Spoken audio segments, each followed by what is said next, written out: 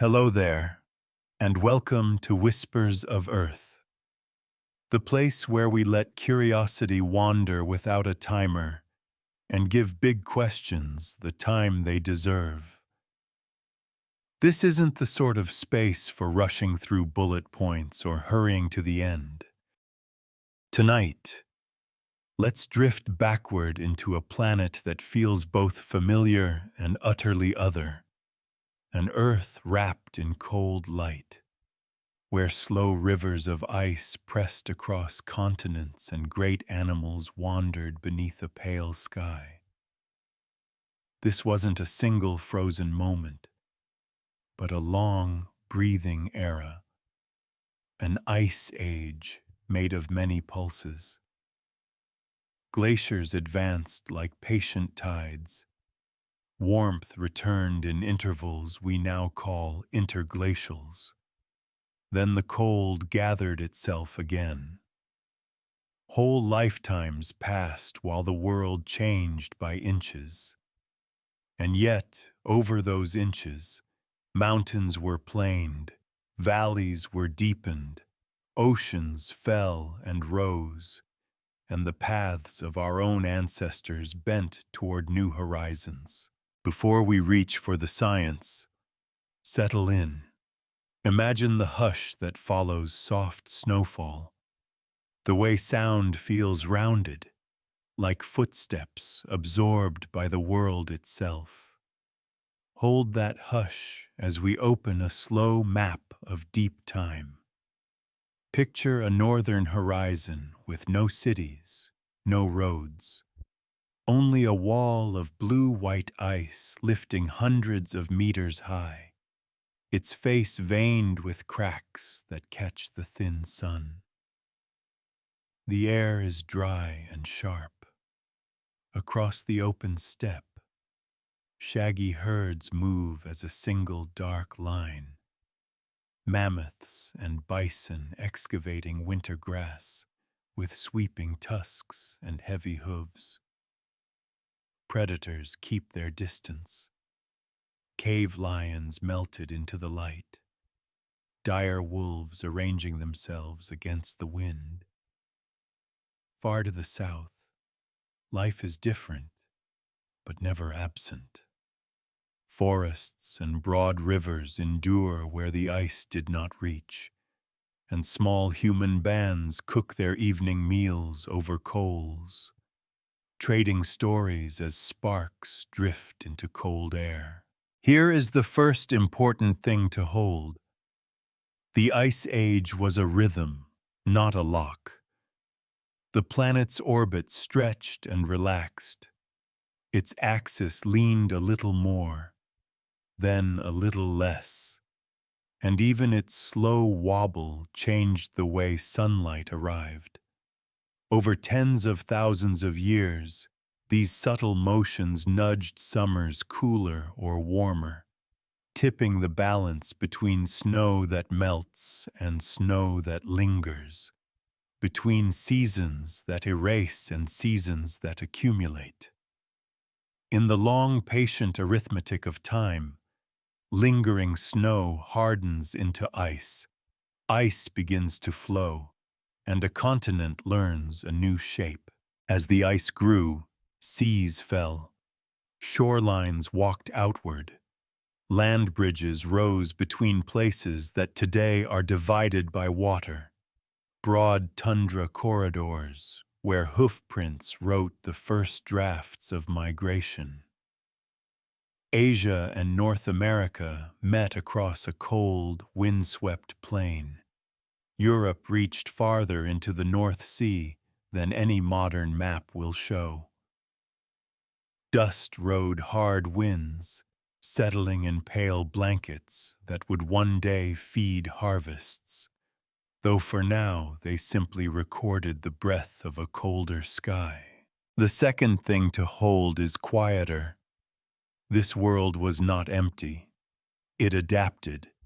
It moved. It endured. Under snow, rodents tunneled in steady warmth. On the open grass, giants grazed. At cave mouths, human hands stitched hide to hide and carried the small miracle of fire from place to place. If you stood there, if you could listen long enough, you would hear it. A low groan from within the glacier, the muffled thud of a distant herd, the soft human murmur that means we are here, we are learning, we will try again tomorrow. To understand why the world breathed in ice, we have to listen for rhythms too slow for any single lifetime. Imagine 3 metronomes ticking beneath everything we do. The first lengthens Earth's orbit into a slight ellipse, then rounds it again. The second tilts our planet's axis a touch more, then eases it back. The third makes the axis gently wobble like a slow spinning top. Over tens of thousands of years, these motions change how sunlight is delivered to the high latitudes, summer by summer, snowflake by snowflake, until a small excess of lingering snow hardens into the first threads of a glacier. Given time, threads become a river of ice. The feedbacks are patient but powerful. Fresh snow shines, bouncing sunlight back into space and keeping air cooler, so more snow lingers. As ice spreads, sea level falls, exposing raw shelves of land to bitter wind. Dust rises and drifts, whitening distant surfaces and feeding future soils. Meanwhile, oceans inhale and exhale heat like vast lungs. Their currents, deep, slow rivers within the sea, can carry warmth northward or hold it in southern basins. A slight shift can tip coastlines toward frost or thaw. None of this is dramatic in the moment. It is the arithmetic of centuries. Locked inside the ice itself is a diary, bubbles of ancient air. If you held a clear cylinder of glacier in your hands, you'd be holding the breath of long-vanished summers. In that breath, the balance of carbon dioxide and methane tilts with the climate, lower in the deepest cold, higher in the gentler warmth between. Greenhouse gases are the planet's thin quilt. Thicken it slightly, and evenings hold their heat. Thin it, and summer nights surrender their warmth back to space. The quilt changed as the world changed, and the world changed as the quilt did. Cause and effect braided together until even the cleverest models must trace the braid strand by strand. Life answered in form and habit. On the mammoth steppe, an ocean of grass stretching from Iberia across Siberia into Beringia, giants thrived by being efficient. Long hair for insulation, fat reserves banked like winter savings, curved tusks to sweep snow aside. Predators learned patience, shadowing herds across horizons that never ended. Smaller lives were no less ingenious. Voles tunneled in the subniven layer, a cozy space between earth and snow, harvesting seeds where the wind could not reach. Arctic plants hugged the ground, blooming fast in brief summers and caching energy below the frost line. Humans, too, adjusted their choreography. Needles of bone and antler-stitched fitted clothing. Stone flaked into leaf-thin blades and spear points that held an edge against hide and meat. Fires were banked and carried, a living ember between camps. Stories did the same work as fire, preserving lessons against the next hard season. Where the ice retreated, people followed game into newly opened valleys. Where it advanced, paths bent south toward milder rivers and forests. Each migration wrote another line in the long poem of becoming us. And still, through all this movement, the world was never silent. Ice creaked. Wind sang. Water found seams in the rock and wore them wider until an entire valley was carved by persistence alone. If you step quietly into that hush, you can hear the lesson. Great changes are built from small ones, repeated faithfully. Ice looks solid, but under its own weight it behaves like a slow river, creeping, deforming, carrying the world a grain at a time.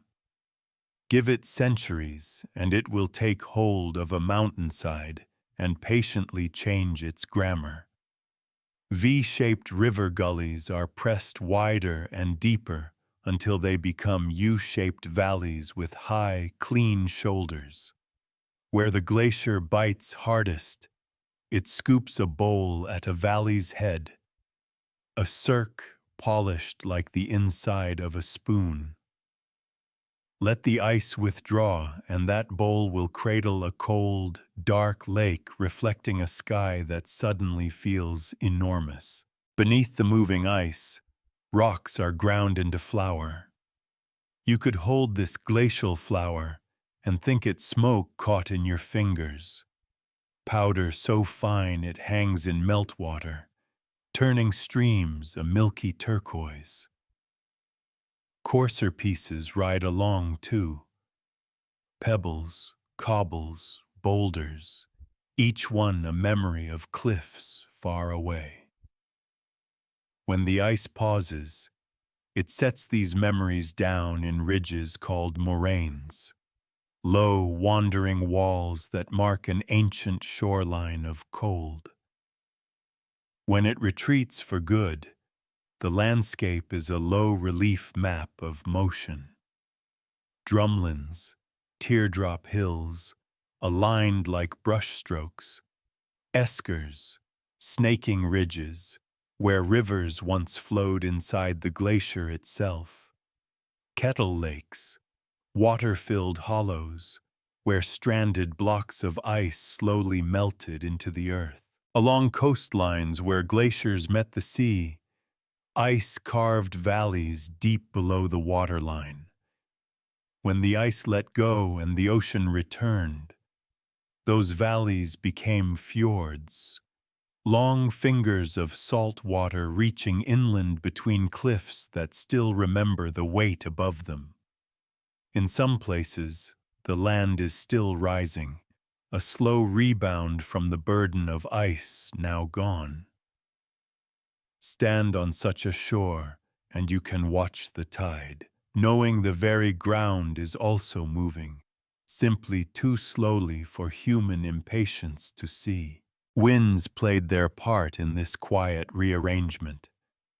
As ice-ground dust lifted and traveled, it settled in faraway sheets of loess, pale, fertile soils that would one day help feed entire civilizations. It's a paradox the planet loves, an age of cold setting the table for later abundance. The same patience that carved valleys also prepared fields. The same stern wind that scoured rock carried the promise of harvest. Life followed the new shapes like ink in a watercolor wash. Salmon learned the timing of cold, bright rivers pouring from glaciers each spring. Forests recolonized bare ground in waves, lichen and moss first, then shrubs and trembling pioneers, then the steady architecture of trees. Animals traced corridors between lakes and along ridgelines, writing fresh routes into the map with their bodies. Humans read these lines too, traveling under stars and along river braids, learning which passes held late snow and which valleys offered sheltering windbreaks. What endures after the ice is not just the forms, the cirques, the moraines, the fjords, but the lesson they carry. That softness, repeated, remakes the hard. That motion, sustained, becomes design. If you've ever run your hand over a stone worn smooth by a stream, you already know this. The glacier is that stream's elder. When ice thickened on land, the seas answered by stepping back. Imagine the world taking a long breath in. Shorelines marched outward. Continental shelves became dry. Windswept plains and islands fused into larger bodies of earth. In that drawn-in tide, new paths appeared, corridors written not on any map, but on the seafloor itself. We call one of these Beringia, a cold, treeless steppe that once bridged Asia and North America. It was not a narrow causeway, but a vast country of its own, wide as a horizon and alive with hooves and breath. Mammoth, horse, bison, caribou, each riding their hunger across the grass. Here, winter ran long, but life made its bargains and kept them. Arctic foxes unspooled their tracks behind moving herds. Snowy owls pivoted in the wind, bright against the dull gold of dormant grass. In spring, the sky itself migrated, geese, cranes, and ducks threading ancient flyways, stitching continents together with sound. The land bridge was never empty. It was a thoroughfare, a meeting place, a living hinge on which two great faunas turned.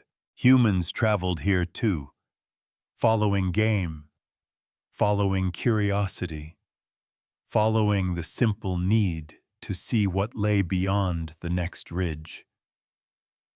They did not rush across an open drawbridge.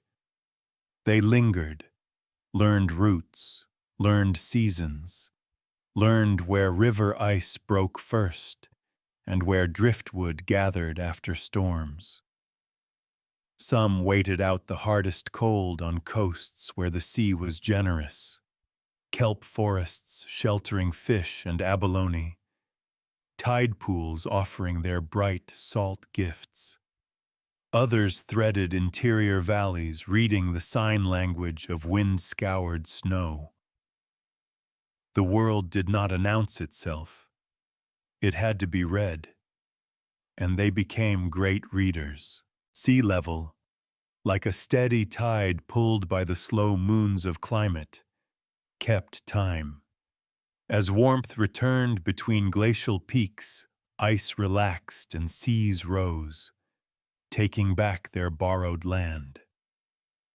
Estuaries filled. Bays reached inland. On flooded coasts, ancient river valleys transformed into long inlets, where the salt pressed upstream and mingled with fresh. In some places, the sea returned so far that what had been a day's walk became a boat's journey. In others, the ocean only lapped at the foot of new dunes. The map was a living manuscript, revised line by patient line. Even far from Beringia, the rhythm was the same. Australia stood farther from New Guinea and then closer again.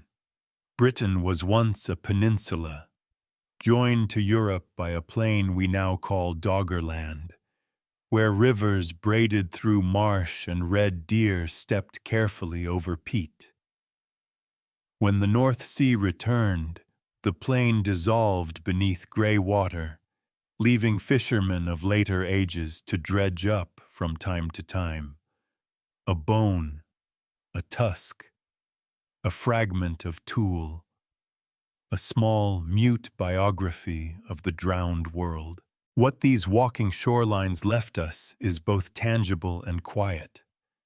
Tangible in the terraces and stranded beaches etched along many coasts.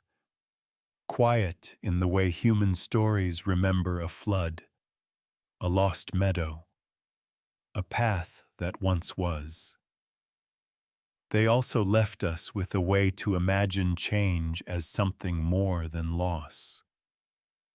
Between taking and giving, the ocean inscribed new edges, new fisheries, new harbors, new routes for light to glitter down long afternoons. Stand at any shore today and listen.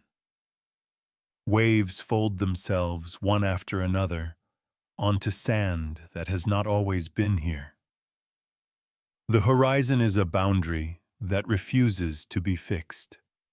The world has always been making and unmaking its edges, patiently, beautifully, with a logic that lives on scales larger than ours, but no less intimate for that.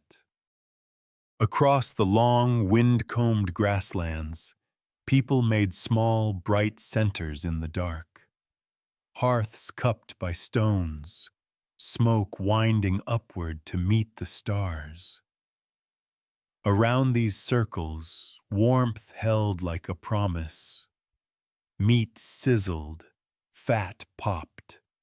Snow softened near the fire, releasing the clean scent of water, and hands that had been numb found their work again, scraping hides, twisting sinew, mending seams. Clothing wasn't decoration. It was survival architecture. Needles carved from bone-threaded gut and tendon through fur and skin, shaping parkas, mittens, and boots that trapped a thin country of warm air close to the body. Every stitch extended the frontier of where a person could stand and call it home. Tools grew lighter and sharper, born from the same patience that shaped valleys. Cores of flint or chert yielded long, parallel blades, slivers no thicker than a leaf and wicked as frost. Set into wood or antler as barbs, they made spears and darts that reached farther and cut cleaner. Fire, too, learned new chores, hardening points, warming glue, loosening marrow, smoking meat for the long miles ahead. In the hush beyond the flames, dogs watched, partners with eyes tuned to the smallest motion, the faintest scent braided into the wind. Together, human and dog became a two-voiced hunter, each completing the other's sense. But even in the sternest seasons, beauty persisted, because meaning is also a tool. Fingers stained with ochre and charcoal left marks on cave walls. Horses galloping through stone light. Bison swelling with breath. Mammoths stepping in procession, as if the rock itself remembered them. In some shelters, the animals are so alive you can almost hear their hooves. In others, a spray of handprints feels like a roll call across time, saying, "We were here, we saw, we honored what we depended on."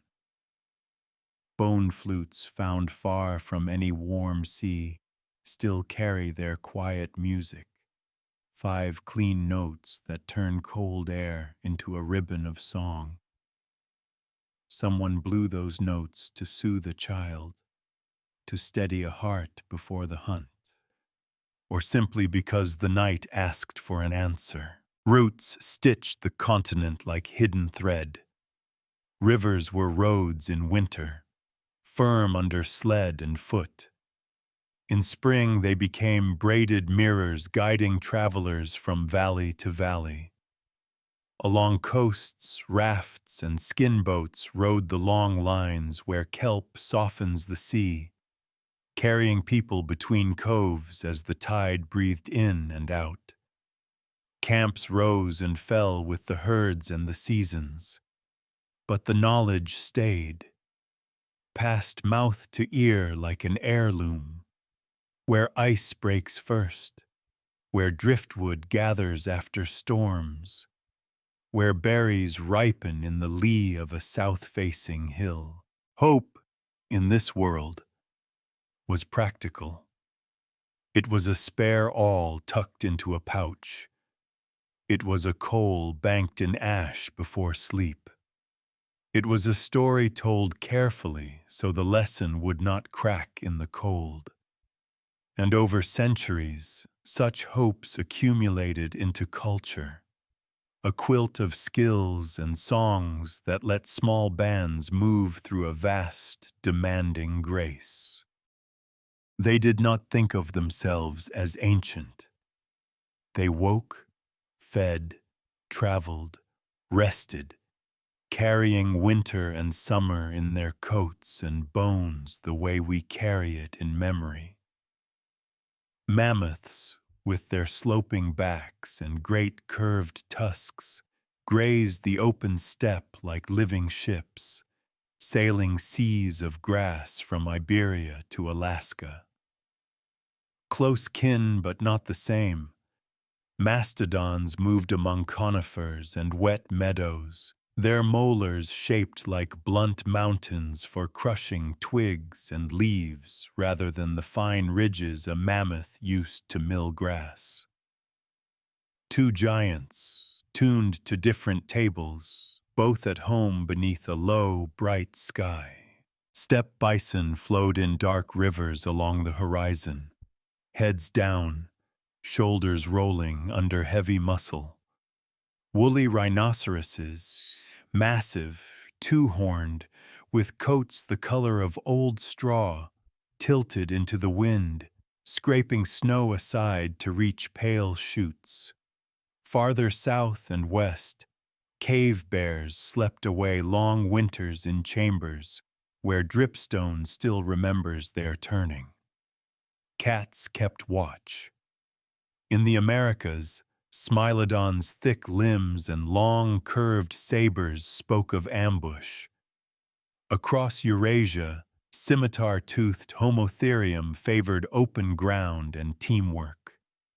Dire wolves moved in close-knit packs, reading the wind like a book. Each body was a ledger of bargains with the cold. Small ears to save heat. Dense underfur beneath longer guard hairs, to shed meltwater and resist wind. Fat layered where the air could not steal it. Even tusks and horns did double duty. Levers to pry snow. Signs that carried meaning across distance. Warnings, invitations. The quiet law of space and rank that lets great animals share a landscape without wrecking it. Around them, smaller creatures ran their own economies. Arctic hares flashed white across the crust. Lemmings pulsed through population booms that fed owls, foxes, and every hunter tuned to the snow's secret chambers. Ptarmigan wore seasons like clothing, brown where summer asked, white when winter required, leaving dotted quills as tiny testimonies that life is fluent. Humans moved carefully within this chorus. We learned the pace of herds, the swing of migration, the way a valley's wind tells you what passed at dawn. Stone became strategy. Delicate bladelets inset along antler and wood. heavy points for close work, bone toggles and foreshafts designed to flex rather than shatter when muscle met ice. Nothing was wasted. Hide became shelter and second skin, sinew, thread and bowstring, bone, awl and flute. Around the fire, elders mapped animals with words, where the bison prefer to cross after thaw, where a mammoth cow will lead calves when the gnats grow thick. Knowledge was meat you could carry without weight. To walk among these neighbors was to live inside a moving cathedral, pillars of horn and tusk, aisles of grass, a roof of weather that could turn from glass blue to iron in a breath. It was also to learn humility. A missed throw, a broken line in the snow, and the day could lean away from you. But success braided species together. Wolves shadowing herds opened chances for both themselves and the people who read their shadows. People, in turn, left bones and entrails that winter crows turned into black letters on the snow. What remains for us, now, are fragments. A tooth dredged from a river, hair lifted whole from permafrost, ochre silhouettes running across cave walls. Evidence that the distance between our lives and theirs is measured not only in years, but in the thinness of a flame cupped against the dark. At first it happens invisibly, snow lasting a little less long, a meltwater rill running a little longer into evening. Then the change gathers itself. Ice thins at the edges, blue light pooling in crevasses, as if the glacier were filling with sky. In summer, the surface sparkles with rivulets that find one another and braid into streams. Those streams vanish into moulins, deep, round mouths that swallow water with a sound like breath, and reappear at the glacier's foot as torrents cold enough to bite bone. Lakes collect along the ice front, clear as glass and held back by dams made of nothing more than frozen water. These are patient reservoirs of potential. Most drain quietly, skimming the dam's lip and etching new channels across outwash plains. But some, fed by seasons of melt and a warm rain at the wrong moment, press until the dam groans. Then they go all at once. Outburst floods muscle through with a strength that ignores our usual scales, ripping boulders from their beds, planing soil from hillsides, carving canyons in days that a river would normally need lifetimes to cut. When the water leaves, it leaves a signature. Giant ripple marks tall as houses, scablands scoured to raw basalt, boulders stranded like dropped punctuation on a page of sand. Even where no flood roared, the retreat was language written in layers. Each summer's silt settled into calm lakes in a fine, pale sheet. Each winter's darker dust laid itself gently on top. Count these paired bands, varves, and you can read years like rings in a tree. Far from the ice, rivers swelled with the gift and trouble of melt, spreading deltas into seas that were themselves rising to meet a looser world.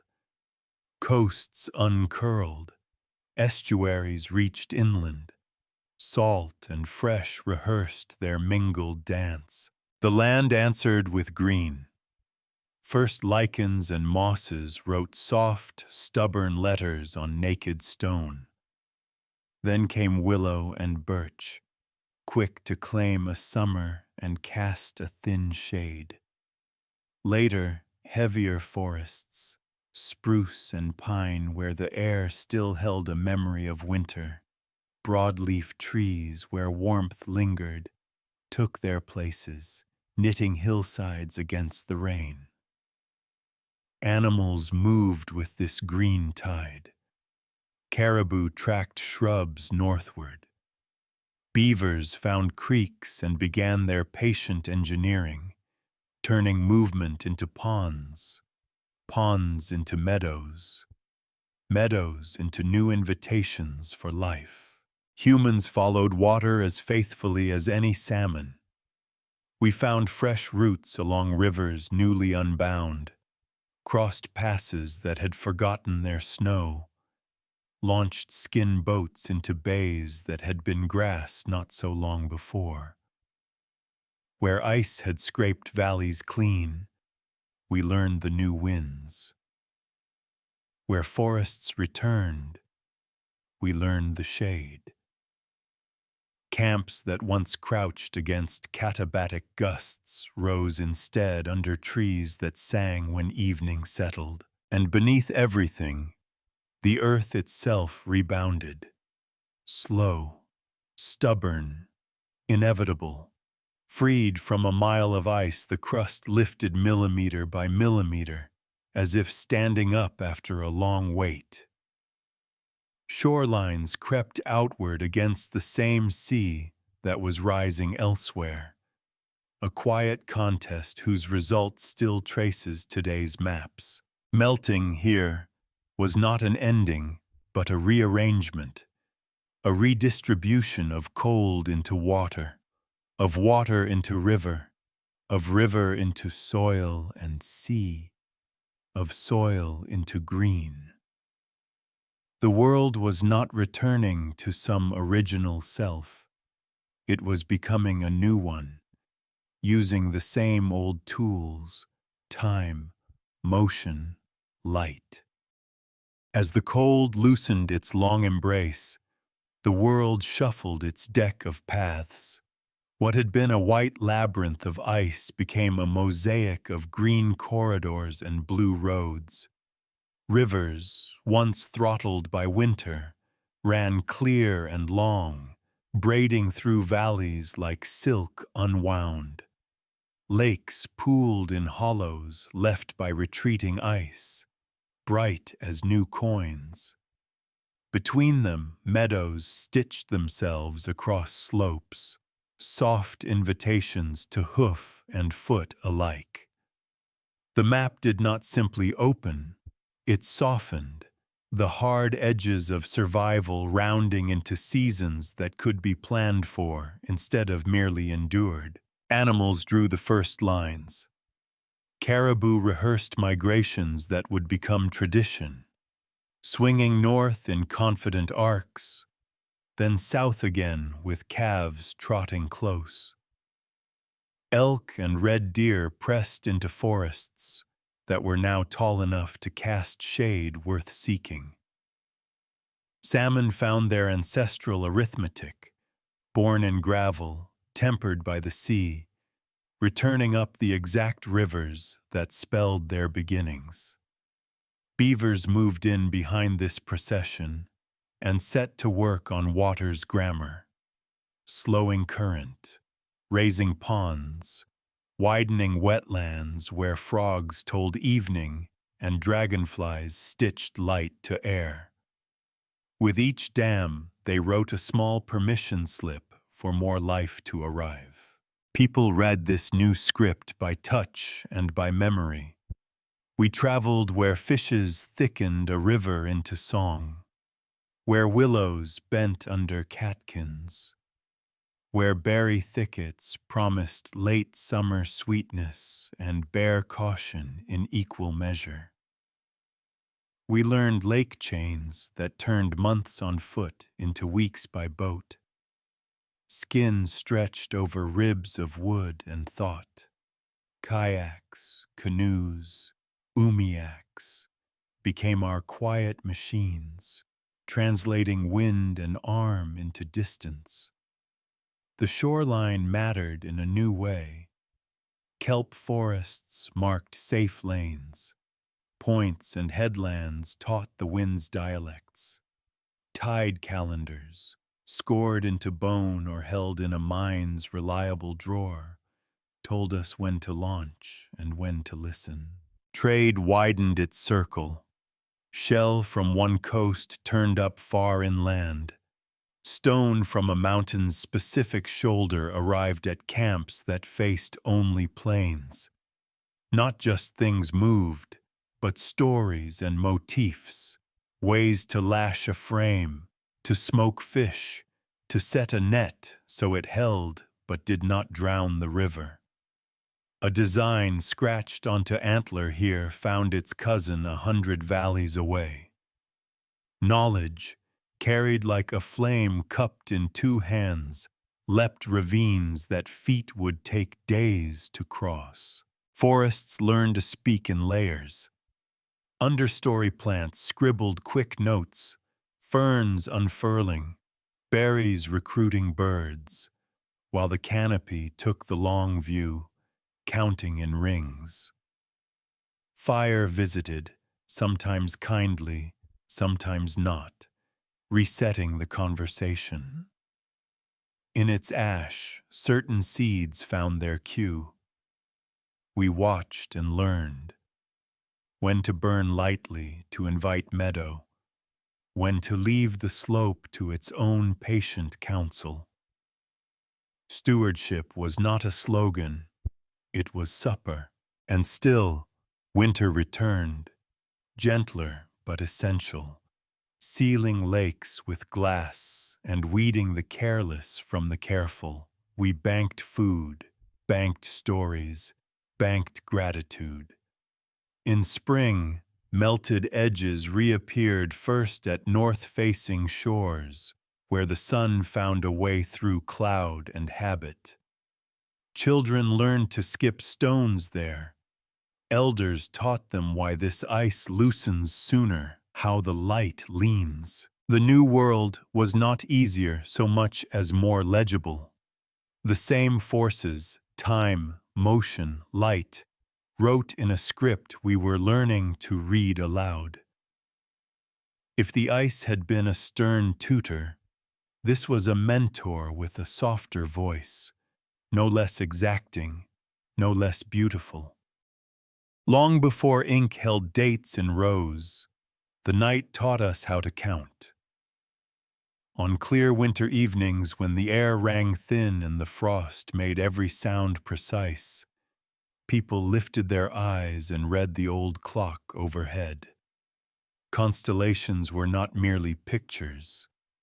They were milestones, familiar shapes walking the horizon, signaling when rivers would break, when herds would turn, when berries would bead along south-facing slopes.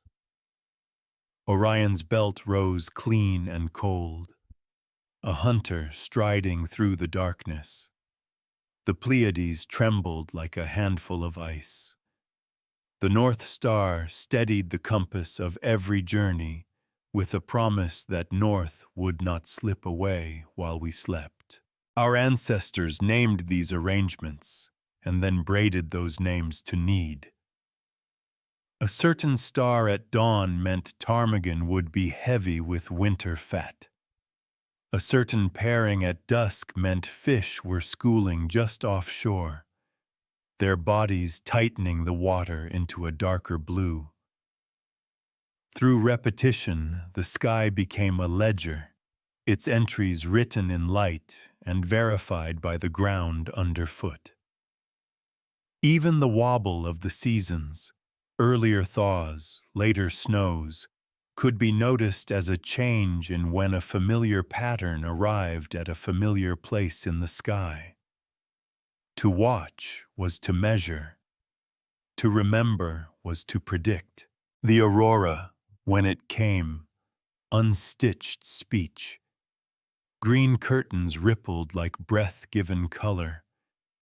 then folded themselves into spears of light that reached down as if to touch the ridgelines. Stories gathered around those nights, some saying the lights were spirits playing, some warning that whistling might draw them too close. Meaning was not decoration. It was how fear and wonder were made safe, how children learned to stand in beauty without turning their backs on caution. By day, the sun wrote a gentler script. Its shallow winter arc told hunters how much ground could be crossed before cold took the edges of thought. Its first warmth on a south-facing rock was permission for lizards to appear and for people to step out of the wind and feel their hands again. Shadows lengthened and shortened with a reliability that made tools of sticks and stones. A stake in the ground to mark solstice noon. A line of sight cut between two peaks to catch the year's turning.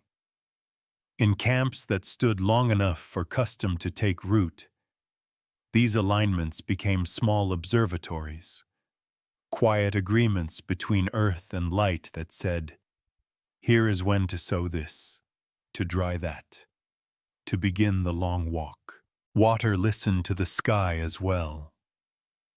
Moon pulled tide, tide braided with river, and along coasts our boats learned the body language of these forces meeting. The slap that means ebb is strengthening, the lift that means flood is sliding under. A knotted cord might carry the memory of springs and neaps. A carved tally on driftwood might hold the count of nights until safer passage. What the sky gave most of all was company. Under familiar stars, far from the last campfire's glow, people felt less alone. The same patterns had shown on their grandparents and would on their grandchildren. That continuity steadied the step. To know that Orion would always climb in winter was to believe that one could climb through winter as well. Long before ink drew borders, the world was carried inside the body. A path lived behind the eyes, along the tongue, beneath the ribs. You could give directions by pointing, yes, but also by singing. A mountain was not just height and shadow, it was a verse.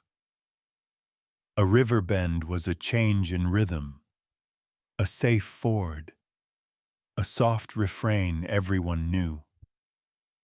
In winter, the song slowed to account for snow. In summer, it quickened where the ground was kind. To walk together was to harmonize, each voice keeping the others true. Landmarks became a grammar. A notch in the ridgeline said, turn soon. A trio of larches said, water is near. The way wind pressed low grass could warn of a marsh ahead. In fog, your feet learned to read slope and soil. Gravel under toe meant you were still on the old river terrace. Slick clay said you had dropped too far into the floodplain. Hands remembered as much as minds. The precise weight of a familiar stone used to crack muscles. The flex of a favored spear shaft that pointed you like a compass when you gripped it right. Stories carried scale. A tale about a grandmother's long walk to a salmon camp held inside its humor and weather. The timing of run and tide. The location of a sandbar that liked to move. The way the morning light on a particular cliff meant the channel would be calm until noon. Children learned these things while pretending to ignore them. Play was rehearsal for survival. Later, standing at the cliff, They would feel the recognition bloom, the world and the story snapping into one shape. Coasts taught another dialect. Foghorns were seals, kelp the green handwriting of safe water. On clear days, the line where dark ocean shifted to lighter green marked the edge of a reef that could tear a boat's skin.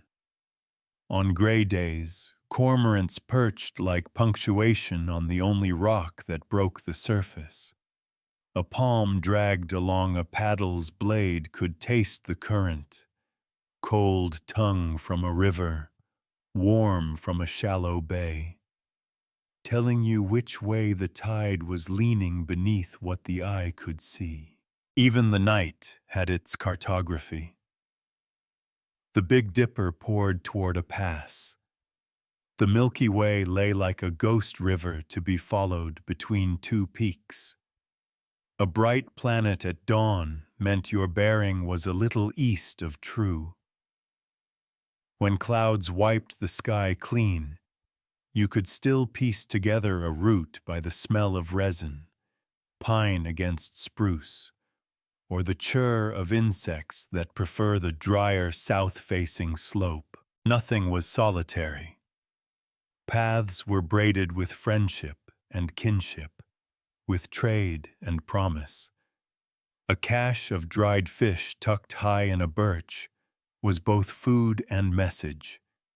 Someone has been here. Someone thought of you. At the season's end, gifts moved the way water does, down gradient to where they were most needed, turning geography into generosity. If you could step into such a journey, you might notice how quiet it feels inside the knowledge. Decisions are small because attention is large. The land is a companion, not a puzzle.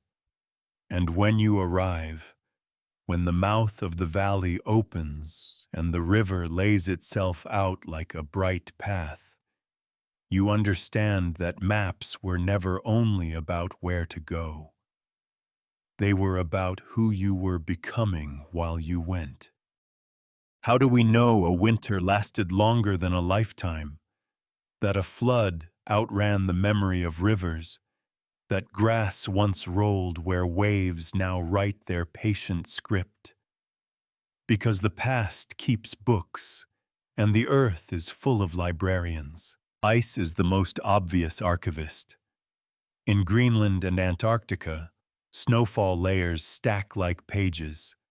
Bright summer, dim winter, pressed until air itself is trapped as bubbles.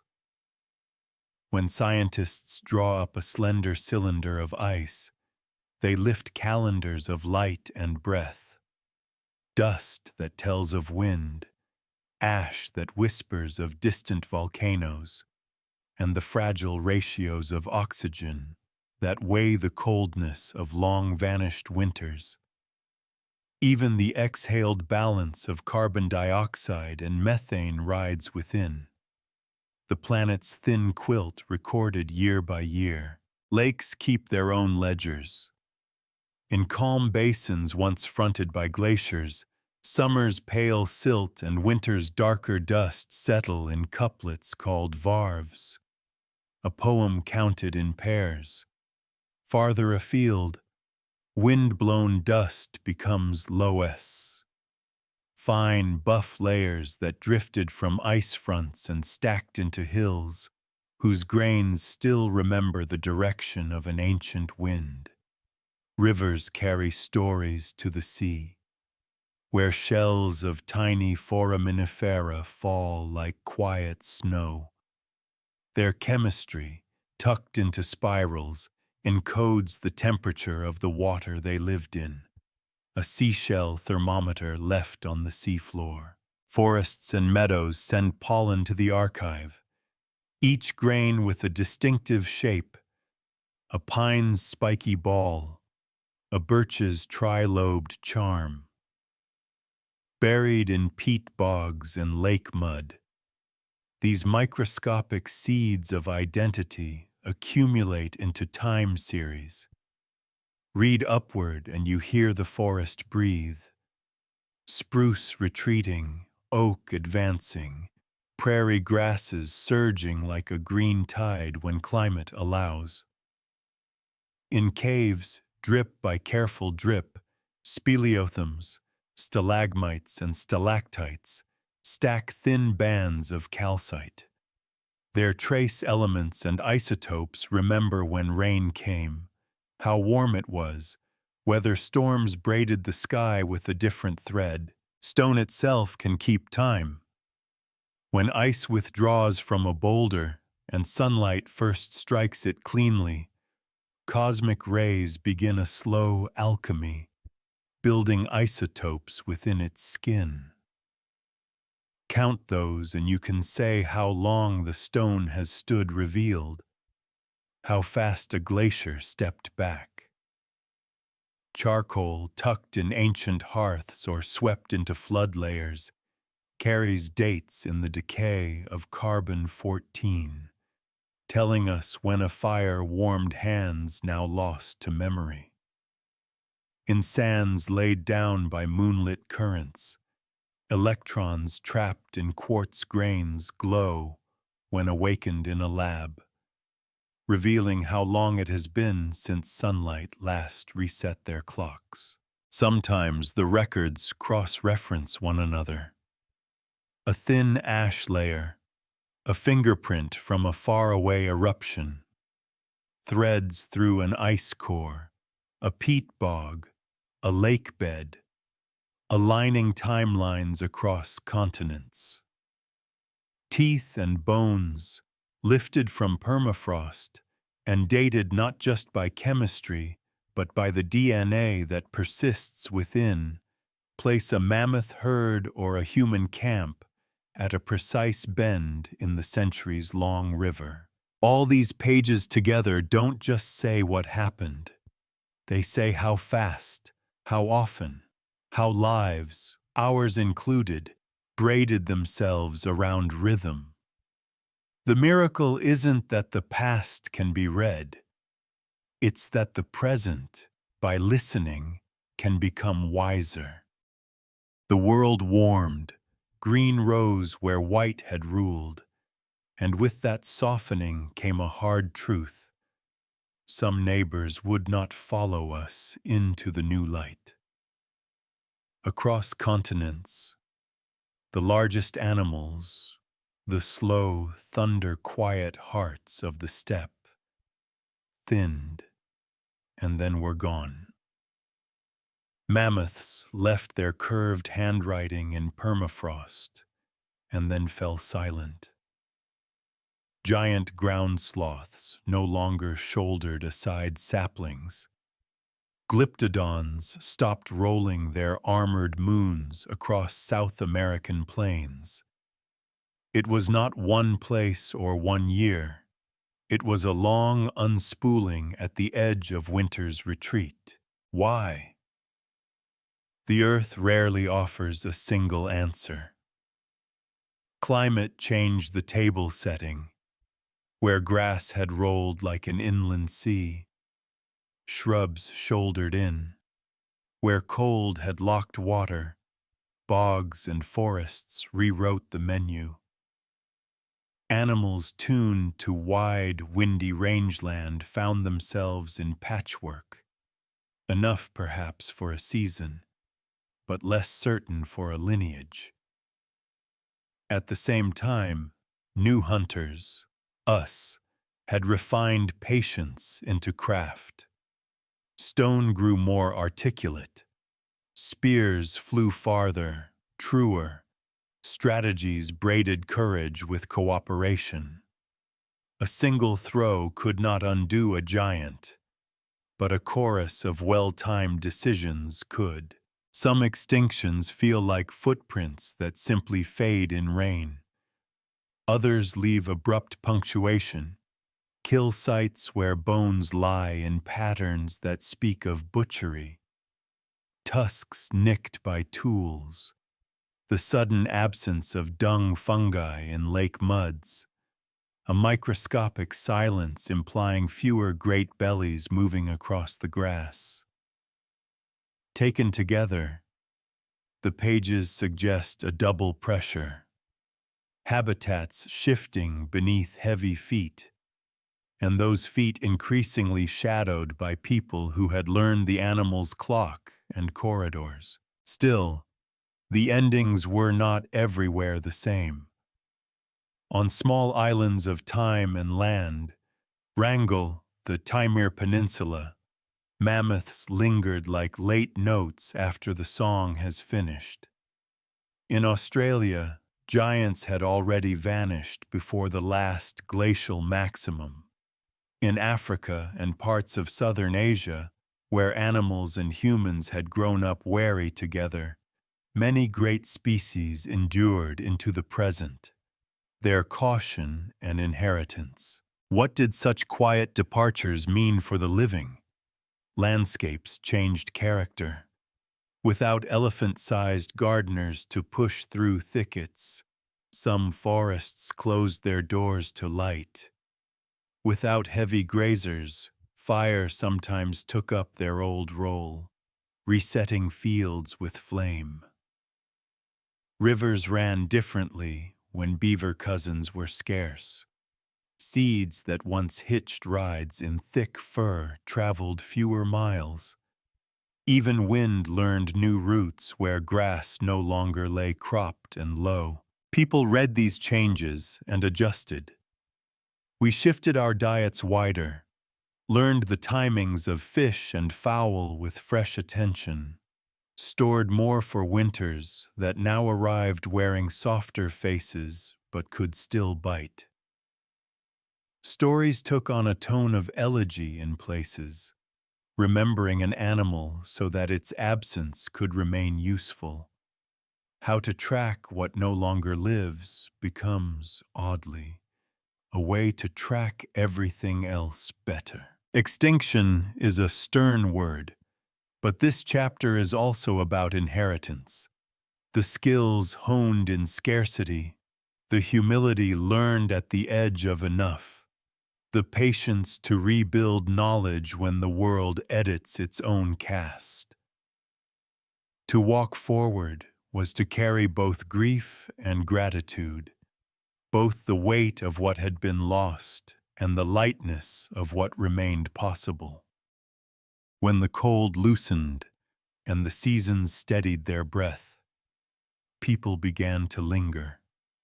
Camps that once rose and fell with migrating herds stayed a little longer beside good water, where reeds swayed and fish stitched silver letters through the shallows. Lingering changed our hands. We set stones in circles to hold down roofs, stacked food in baskets plaited from willow and grass, tucked embers deep so the same fire could wake again tomorrow. In that pause, we started noticing which plants returned where we spilled a few grains, which patch greened first after rain, which slope gave sweeter seed when harvested a little later. Curiosity turned into care. Stone told the story first. Grinding slabs grew shiny with use, their hollows polished by years of grain meeting pestle. Sickle blades, flint set into wood with sticky resin, came home burnished with a telltale gloss from cutting stems by the handful, not one by one. Storage pits deepened and multiplied, lined to keep out damp and teeth. We were still hunters and fishers and gatherers, but the gatherer's part extended its reach, asking, "What if we help the plants help us?" Seeds answered, held back from the cookpot and pressed into soft soil near the camp. They learned our rhythms as we learned theirs. Those that didn't shatter at a touch, those that clung to the head just long enough for human hands to carry them, were the ones we saved and planted again. Slowly, invisibly, grasses became grain, and grain became a promise we could keep. Along one sea, people tended barley and wheat on stony hillsides. Along another, rice found its reflection in flooded fields. Elsewhere, maize would one day climb toward the sun on sturdy stalks, beans twining up after it like a friend. Animals felt the tug of this new center.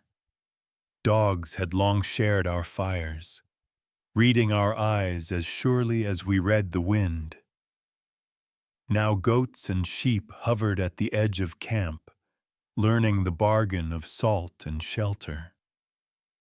Later, cattle's warm breath would fog morning air in courtyards, where children learned to spill grain for the birds and to be gentle with small lives.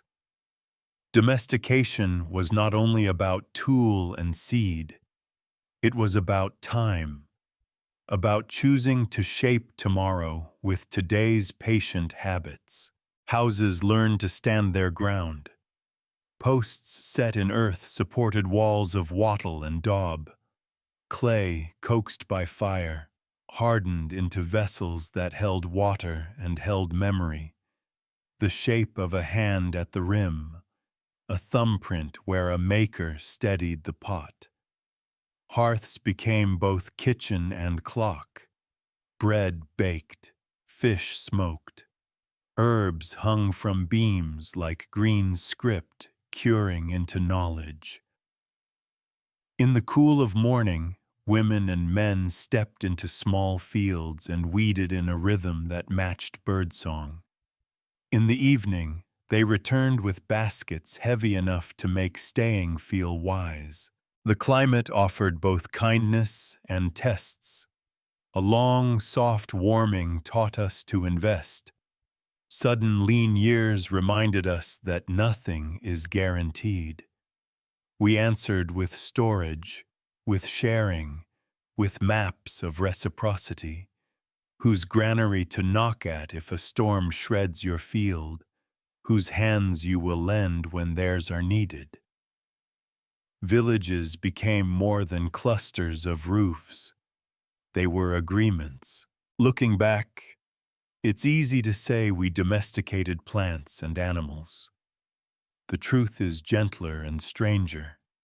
Tending them domesticated us, taught us patience, timing, restraint, taught us to trade wandering for weaving, to measure a year by sowing and harvest, as well as by stars and hoof prints. We did not stop moving. We began to move differently. Around a center we were learning to keep alive. Staying taught our hands new music. Where campfires once moved like migrating stars, hearths began to hold their places, and around them the ordinary miracles multiplied. Clay, kneaded with river silt and patience, learned to keep water, to cradle grain, to carry stew from fire to mouth without complaint. The first pots were thick and cautious, thumbed with fingerprints that still sleep under glaze. Then came thinner walls, wider shoulders, rims that poured without dribbling, skill accumulating the way rings gather in a tree. Fire turned from survival to craft. Kilns rose, at first nothing more than wind-shielded pits, later domes that breathed through vents like living things. Inside, clay reddened, then hardened into memory. On those warm vessels, people drew what mattered: reeds and fish, birds and spirals, the rhythm of a river seen from a hill. Designs traveled as surely as goods did. You could hold a pot and know which valley it came from, the way its maker's village hears rain on a certain roof. Thread joined clay in the toolkit of permanence. From flax along wet banks, from the soft undercoat of goats, from wool that caught burrs in early hedges, fibers became line, and line became cloth. Looms spoke an upright language, warp strung taut as promise, weft passing through like breath.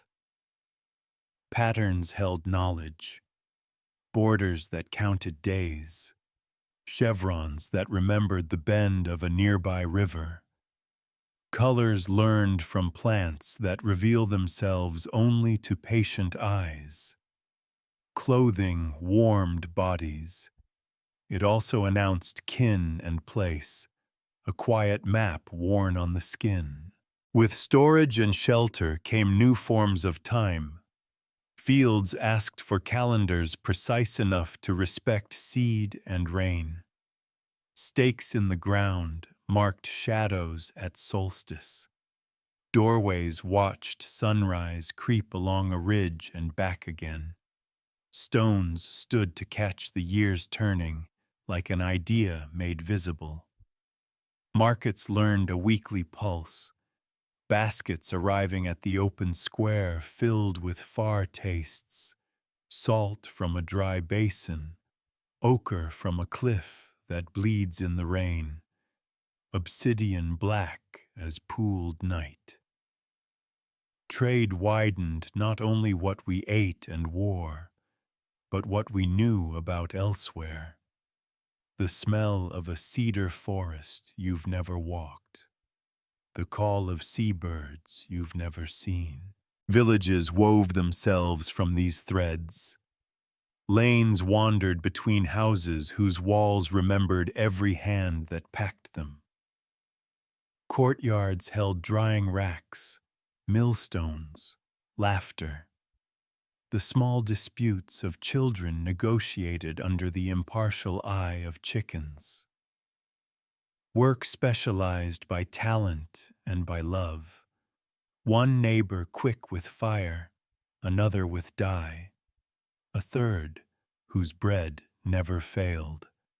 Elders watched patterns not just in weather, but in people, naming what held the group together and how to mend it when it frayed.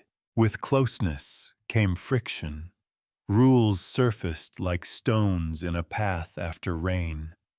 How to share water, where the goats may graze. Who speaks when strangers arrive with baskets and news. Stories adjusted, too. The hero who once walked alone now learns to listen. The clever one who brought down a mammoth now learns to keep seed safe from mice and envy. New virtues rose to meet new risks. Fairness, foresight, the discipline to store in plenty and share in lean. Even so, the wild never left. At the edge of barley and beans, hedgerows hummed with insects. Beyond the last roof tile, the old path into the hills kept its shape. People still went out to hunt, to gather pine resin or mushrooms, to visit a spring known for its bright taste. The village was not a wall against the world. It was a conversation with it, steadier now but no less alive. In clay and cloth, in kilns and looms, we practiced what the ice had taught us.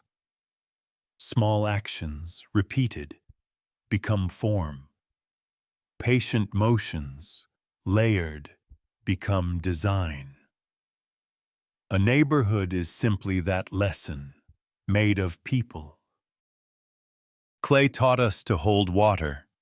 Thread taught us to hold warmth. Then came a different lesson, hidden in stone until fire persuaded it to speak. In riverbeds and along red hills, people picked up rocks that felt strangely heavy, dark lumps that stained fingers and resisted the hammer's usual grammar. in hearths stoked hotter than cooking asked for, bellows made from skin, lungs patient and strong, those stones softened, then bled bright. The first pearl of metal slid free like a dawn pulled from night. Copper was the earliest voice, warm as old sunlight. Hammered cold, it took a dent and kept it.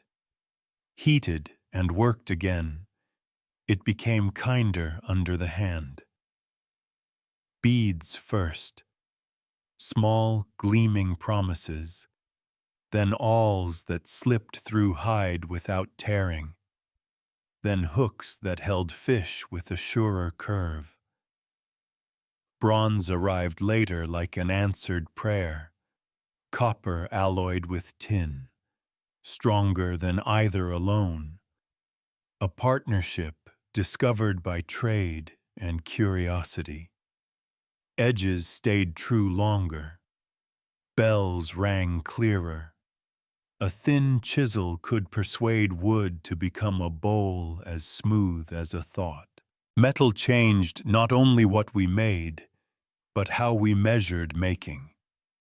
We learned temperatures by color, dull red, cherry, orange, the spectrum of readiness. We learned timing by sound, the hush when the flux had done its work, the singing quench that hardened a blade without breaking its temper. A village's map adjusted to include new rooms, smelting pits downwind, slag heaps glassy and green in sunlight, workshops where sparks walked across packed earth. Children learned to keep a respectful distance and a hungry eye. With harder edges came subtler work. Wood joined wood with tenons and mortises that fit like remembered hands. Stone learned from metal's example, too. Drills tipped with copper turned faster under the bow. Holes appeared where once only patience could go. Farmers cut furrows more efficiently. Carpenters raised beams that could trust their joints. Boat builders sealed seams with pitch and confidence, sending hulls farther along coasts already stitched by trade. Value began to travel as tokens, rings, blades, ingots, each carrying not just material but story. Who smelted it? Which mountain offered its ore? What promise was sealed when it changed hands? Scales appeared on market days, arms balancing seed against salt, cloth against copper. Fairness made visible. Measures settled into names and standards. A cubit became a memory of an arm, a handful, a customary scoop, a day's work, something a community could agree on and then teach. Metal invited memory in other ways. A thin stylus scratched firmer lines into wet clay tablets drying near the kiln's warm flanks. Knots on cords, tallies on bone, ochre on walls. These older scripts learned a new companion, marks pressed with intent to be read by absent eyes. At first, they counted goats, jars, sacks of barley, but every ledger that endures also whispers of more. Who owes whom, when to meet, which field lies fallow this year so it can breathe. And yet, for all this new certainty, the old rhythms kept steady time. Dawn still braided smoke into the sky. Evening still gathered hands around bread and stew. Metal did not silence the flutes or the looms. It tuned them, giving sharper tools to familiar songs. Fire, once only survival, had become memory. holding shapes the way a story holds meaning, so that tomorrow's hands could pick them up and continue. First, we counted with what we could touch: pebbles in a bowl, notches on bone, knots along a cord. But as baskets filled and trades widened, memory needed a firmer handhold. In warm rooms near kilns, where clay slept and woke all day, someone pressed a reed into wet tablets and discovered that marks could hold breath. A circle for a sheep, a wedge for grain, a cluster of strokes for 10.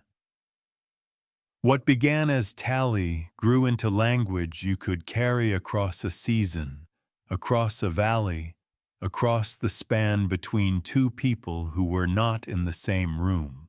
The stylus taught the hand a new patience. Wedges leaned left, then right. Lines stacked like careful reeds in a marsh. Cuneiform's soft geometry learned to speak of more than jars and goats, names, places, debts that became agreements rather than frayed recollection. Cylinder seals rolled their tiny worlds over clay, lions pacing, rivers winding, a god lifting one hand. Signatures that made identity visible and forgery difficult. In another country of light, ink met papyrus. In another, brush met silk. In yet another, cords braided numbers into the air as quipu, a different, but no less rigorous script. The point was the same, meaning anchored so it could be moved. With writing came calendars that did not slip, harvests promised to specific hands, journeys plotted with landmarks that someone who had never seen them could still find. Laws stood up in public places like stones. This is how we measure grain. This is what fairness weighs. This is where water must be shared when the river runs low. The village square learned to listen to words that did not evaporate when a voice grew tired. Stories crossed the threshold, too. Myths that once traveled only on breath, boat to fire, winter to spring, entered clay and ink. They did not lose their music. They gained new roots. A child could trace a hero's path with one finger and then carry that hero into a different century. History, which had been a chorus of elders and the geography of scars on a landscape, found a second spine. Names and dates lined up like stars you could steer by. There were shadows, as always. Writing could fix a lie as surely as a truth. It could harden a mistake into custom. It could be kept by the few and used as a gate. But even these risks taught counter skills: how to keep multiple ledgers in conversation, how to argue with a text without setting it on fire, how to teach letters widely enough that power had to listen. Craft answered with finer tools. Scribes learned angles and pauses the way singers learn breath. Ink recipes passed like heirlooms, soot and gum, iron and gall, the measured patience of a mortar and pestle. Brushes remembered wrists. Pens learned the weight of a thought. Shelves appeared, then rooms of shelves, then buildings where cool air and shade guarded pages from the small teeth of time. A city's memory could now survive a hard winter, a bad harvest, the loss of a voice that had once kept the whole story in its cadence. And yet, when you step back, The miracle remains simple. Sound taught to sit still, then to travel. The soft syllables we use to make a promise, to ask for bread, to call a child in from dusk, caught, shaped, saved, and sent. We had taught fire to remember shape. Now we were teaching marks to remember meaning, so tomorrow could start further along than yesterday managed to reach. Follow a river long enough, and it will teach you to gather.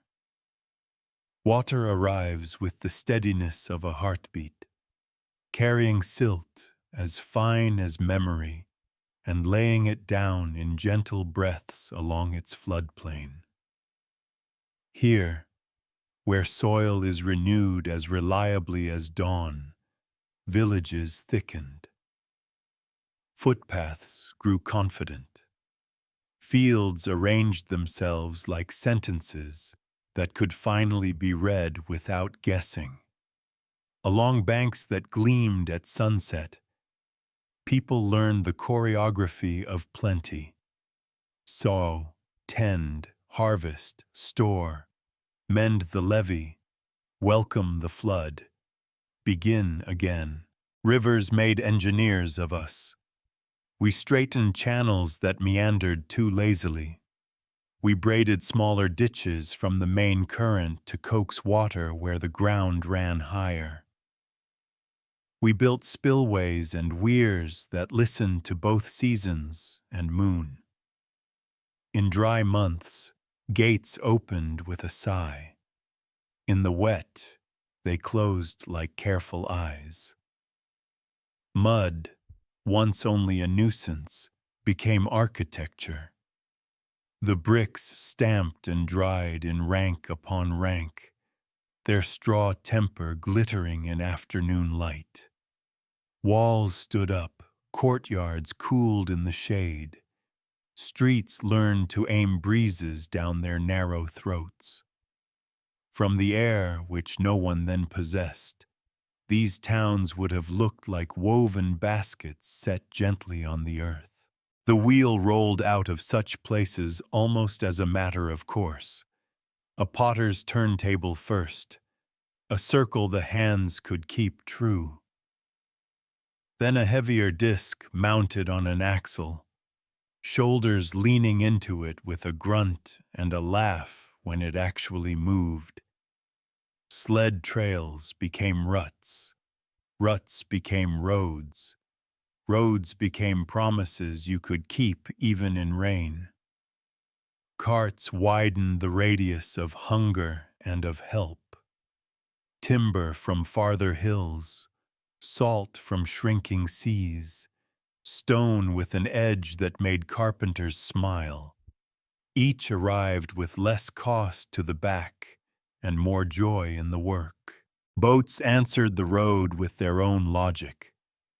Hulls grew longer, keels deeper. A square of woven cloth learned to drink the wind and push a town's voice upstream or out to sea. Harbors organized themselves around this new grammar. Quays where rope bit into bollard. Markets that woke before dawn to meet the tide. Warehouses that breathed grain and cedar. A city's smell became a tapestry. Smoke and fish, damp rope, crushed mint from a herb seller's tray.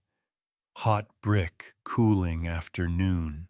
With scale came administration, not as a weight at first, but as a relief. The same scripts that had counted goats now counted days of labor to lift a wall. Baskets of barley owed in exchange for seed. Jars of oil set aside for the temple's lamps, so the night would not feel empty. Seals clicked into place on storage jars, their tiny lions and rivers announcing whose care guarded whose food. Courtyards hosted disputes that ended with handshakes instead of blades, because a written promise could stand in the heat longer than tempers did. Altars rose where the city met its sky. We shaped stair steps toward the clouds, not to taunt them, but to remind ourselves to look up. Offerings were not bribes to heaven so much as acknowledgments. Thank you for flood and sun, for the peppery breeze that kept mildew from the grain, for the patience to try again when a storm forgot itself. Music climbed those steps, drums like footsteps of giants, flutes that threaded the clamor with a bright human line. None of this erased the older world. Hunters still left before dawn, shadows among reeds where cranes argued about the light.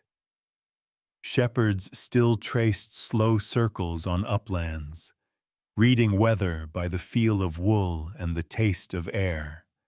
Cities did not replace the wild. They negotiated with it, learned its moods, fenced its tantrums, and borrowed its abundance. At night, even the busiest quay fell hush enough that one could hear the river talking to itself, the same voice that had first persuaded us to stop and build a home that could remember us. Cities need something more than brick and barley to stand. They need trust that can be weighed. In shaded market courts, balance beams learn to speak.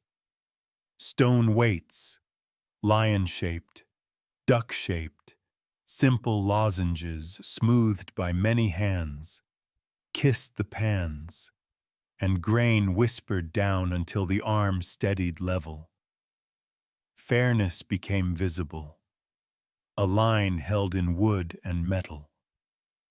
Buyers exhaled, sellers smiled. The city found a rhythm that did not depend on the temperament of the moment. Standard marks appeared like quiet stars. On bricks, a maker's stamp. On jars, a seal pressed while clay was still breathing. On cords, a knot that meant counted twice. Measures settled into a common tongue. A cubit promised the span from elbow to fingertip, but now it matched a rod in the temple. A mina or shekel, once a rough heap, became an agreed weight. Children learned their tables alongside their proverbs. Grain that cheats the scale will not bake bread that sits well in the mouth. Time, too, asked for keeping. In courtyards, obelisks and gnomons taught shadows to tell hours. Indoors, water slipped through clepsydras in patient drops that did not argue. Priests charted feast days by moon and sun. Builders scheduled crews by the length of morning cool. Scribes dated shipments so that a delayed boat became a problem to solve, not a rumor to fear. The calendar, once a song, now had margins. Coin arrived like a compact miracle, value hammered thin, stamped with a city's face. Before, trade had been a careful barter. Goat against oil, cloth against copper, trust braided through conversation. Coins allowed a widow to carry a roof's worth of reeds in a small purse. They let a mason store a season's labor in a shape that did not spoil. They also taught caution. Counterfeiters always walk in step with innovation. The city answered with edges milled, designs complex enough to make lies expensive. With these tools, law could stand up straight. Contracts moved from voices by a doorway to tablets stacked on shelves, each bearing two names and a simple ambition: to remember what was promised. Courts learned procedures, the order of speaking, the order of listening. Witnesses became pillars that held roofs of agreement. Oaths braided honor to consequence. Justice, imperfect as any human craft, nevertheless found a body. Judges with cool eyes, archivists with careful hands, penalties that sought to mend rather than merely punish when mending was still possible. The same scaffolding that strengthened trust also cast shadows. Debt could chain a life as surely as rope.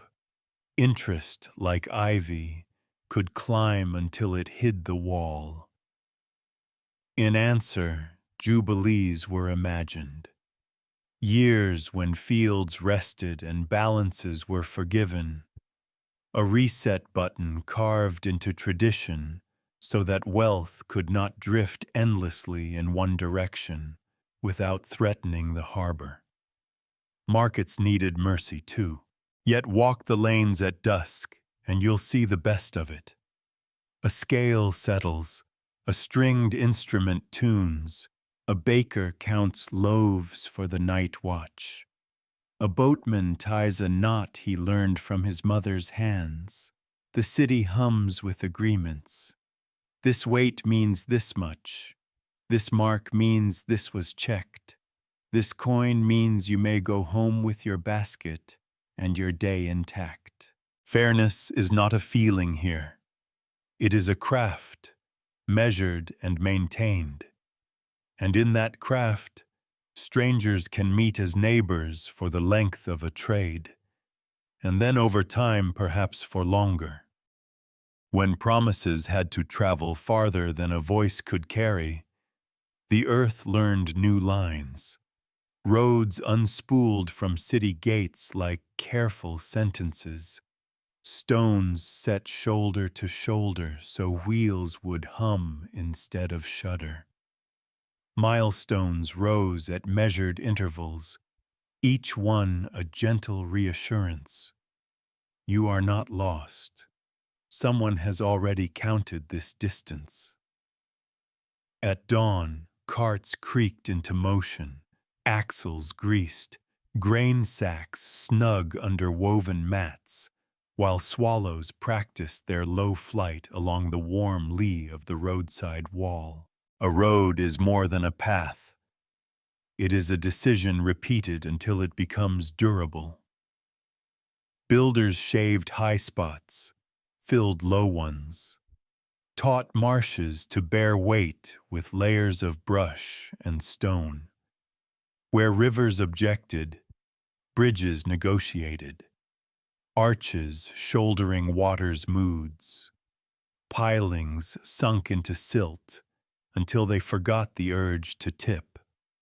Inns gathered at day-length intervals, light flickering behind reed blinds, stew thick with lentils and rumor.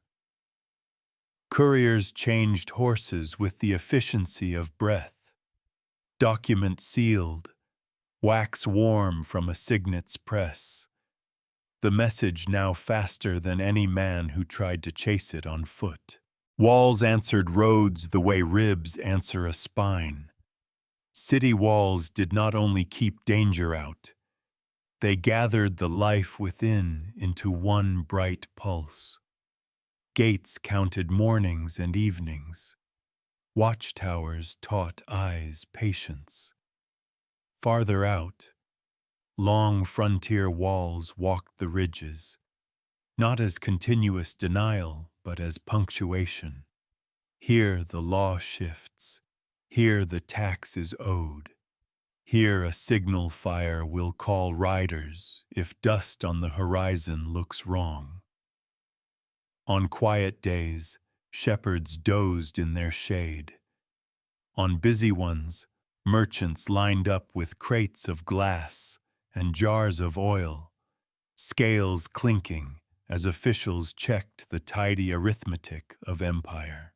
Water traveled too, learning stone the way a song learns harmony. Channels slipped along contour lines, then leaned out over valleys on aqueducts, bridges for thirst. In the loud heart of cities, fountains spilled into basins where children's laughter made a market of the morning. Sewers, invisible but faithful, taught refuse a path that did not cross breads. Power grew less about thunder and more about maintenance. Roads needed tending, walls needed patching, bridges needed a mason's honest hand. Scribes charted crews the way farmers charted irrigation. Send men here when the rains have passed. Ship stone there before the river rises. Pay in coin and grain so hunger doesn't come to work with them. A state's true anthem was the sound of many small competencies interlocking. Yet every improvement widened the world's conversation. Caravans stitched deserts to coasts, carrying frankincense and mathematics, lapis and lullabies. Pilgrims walked toward holy places and came home with new recipes and kinder ways to greet strangers. Teachers packed theorems and proverbs into saddlebags. Doctors swapped herbs and cautions across languages. Roads that carried troops could also carry mercy in a bad harvest. Grain moving downhill to hunger the way water seeks low ground. Shadows traveled too. Along these same corridors came taxes that bit too hard, plagues that leapt from cough to cart to city gate, gossip that soured into fear. But even then, the scaffolding lent us answers. Quarantines announced from walls, relief wagons counted and sealed, beacon chains signaling calm after a storm. The machinery of reach could be a balm as well as a blade.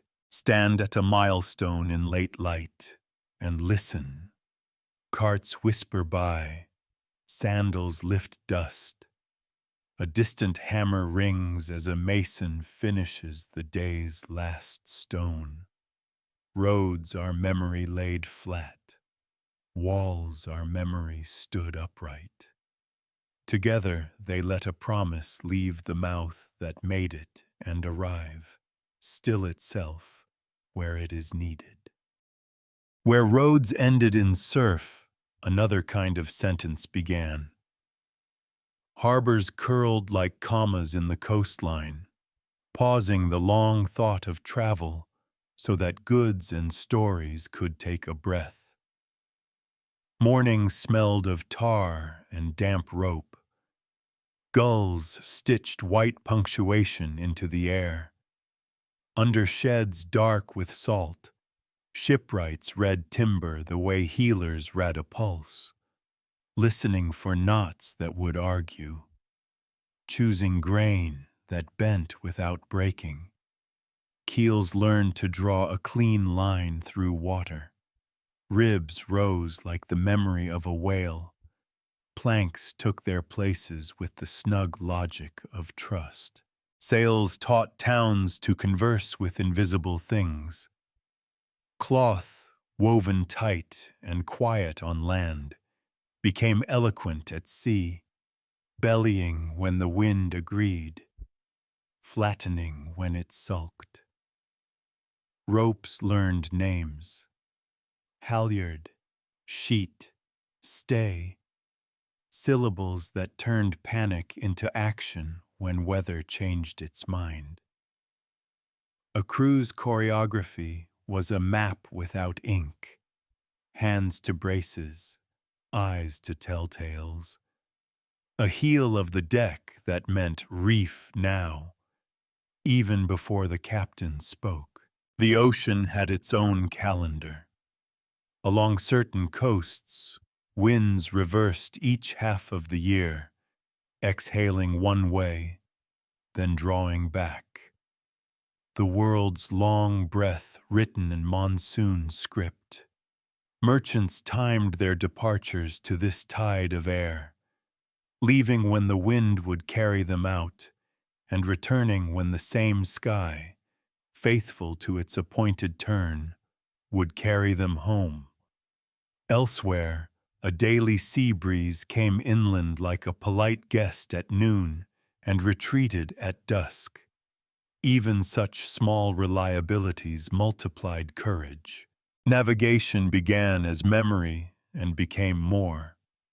Pilots hugged the coast, keeping landmarks like old friends. A cliff shaped like a sleeping dog, a stand of darker pines, a hill that caught sunrise sooner than its neighbors. Farther out, the night offered instruments made of light. Constellations walked their routes. A bright star steadied the north. A pale river of Milky Way could be followed like a road.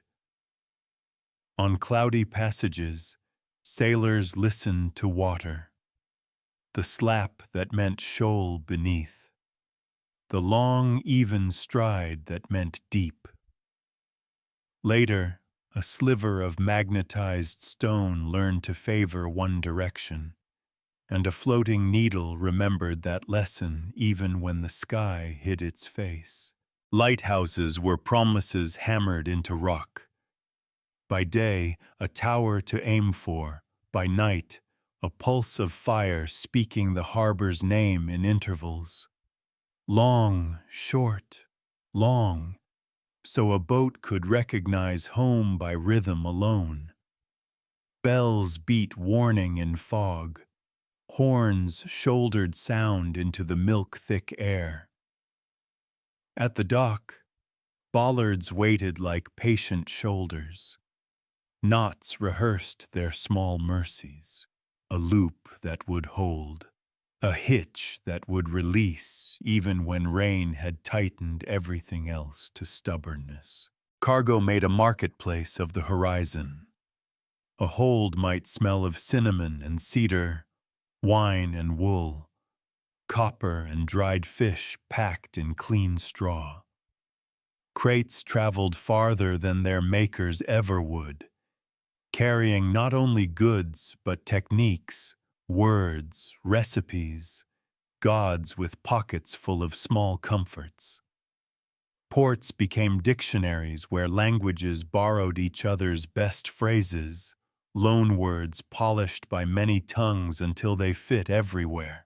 Risk traveled the same routes, reefs sharp as unkind thoughts, storms that unstitched plans, calms that stranded ambition under a sky without breath. To answer, people invented redundancy, a second anchor, a spare spar, a prayer engraved on wood. Logs kept by the helmsman turned a voyage into a ledger. Winds noted, currents suspected, kindnesses recorded so they could be repaid in some later, lonelier bay. Stand at the end of an ancient quay at dusk. The water darkens to ink. The lighthouse writes its patient beat. A late boat ghosts in with sails half furled, hull whispering secrets to the pilings.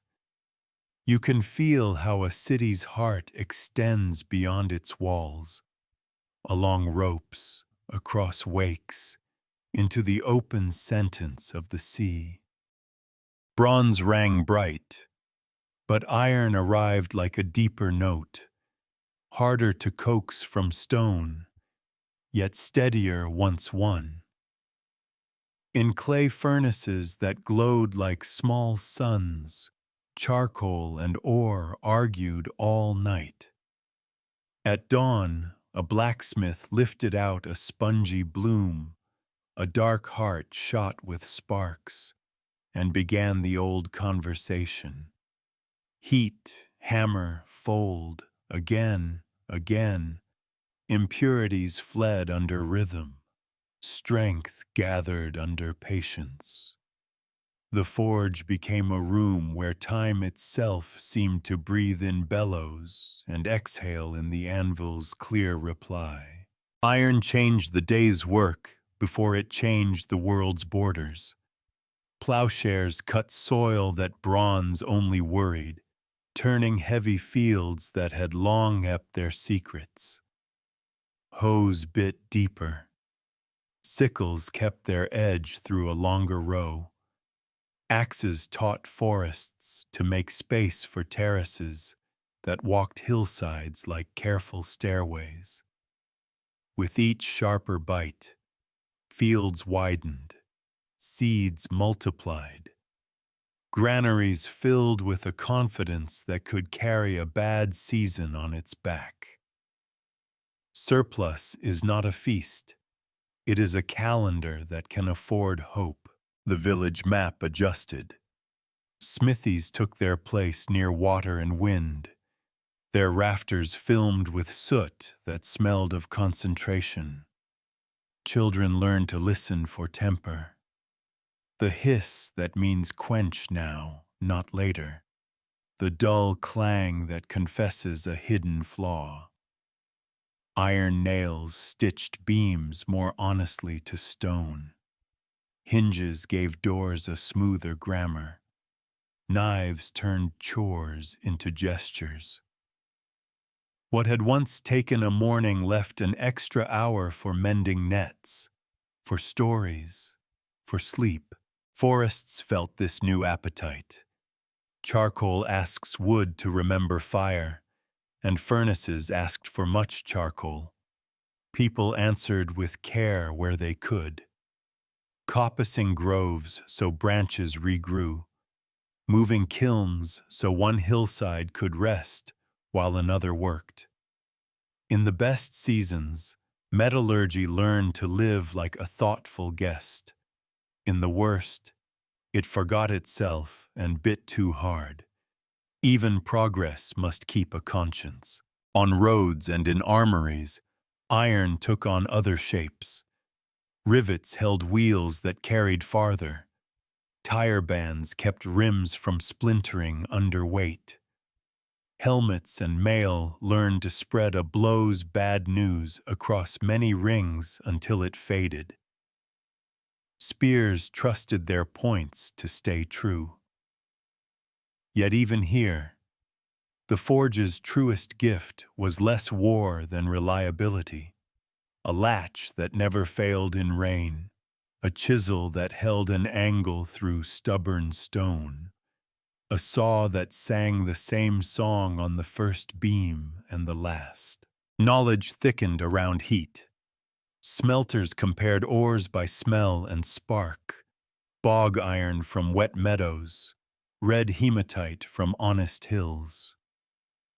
Fluxes, limestone, shells, were fed to the fire like small spells to draw the slag away. In some valleys, artisans stumbled into steel, carbon wandering into iron's lattice to make a blade that could hold a whisper-thin edge. A beggar's knife and a prince's sword differed in polish and story, but both were born from the same patient grammar of flame and strike. If you stand outside a smithy at dusk, you can feel how this quiet revolution moves. The pulse of the bellows, the brief, bright bloom each time the door lifts, the silhouette of a person teaching stone to remember a sharper kindness. Iron did not make us louder. It made our work more faithful, our calendars more forgiving, our households a little more at ease. Across high deserts where the wind writes in sand, across mountains that hold winter in their ribs even in summer, a thin, shining thread pulled cities into conversation.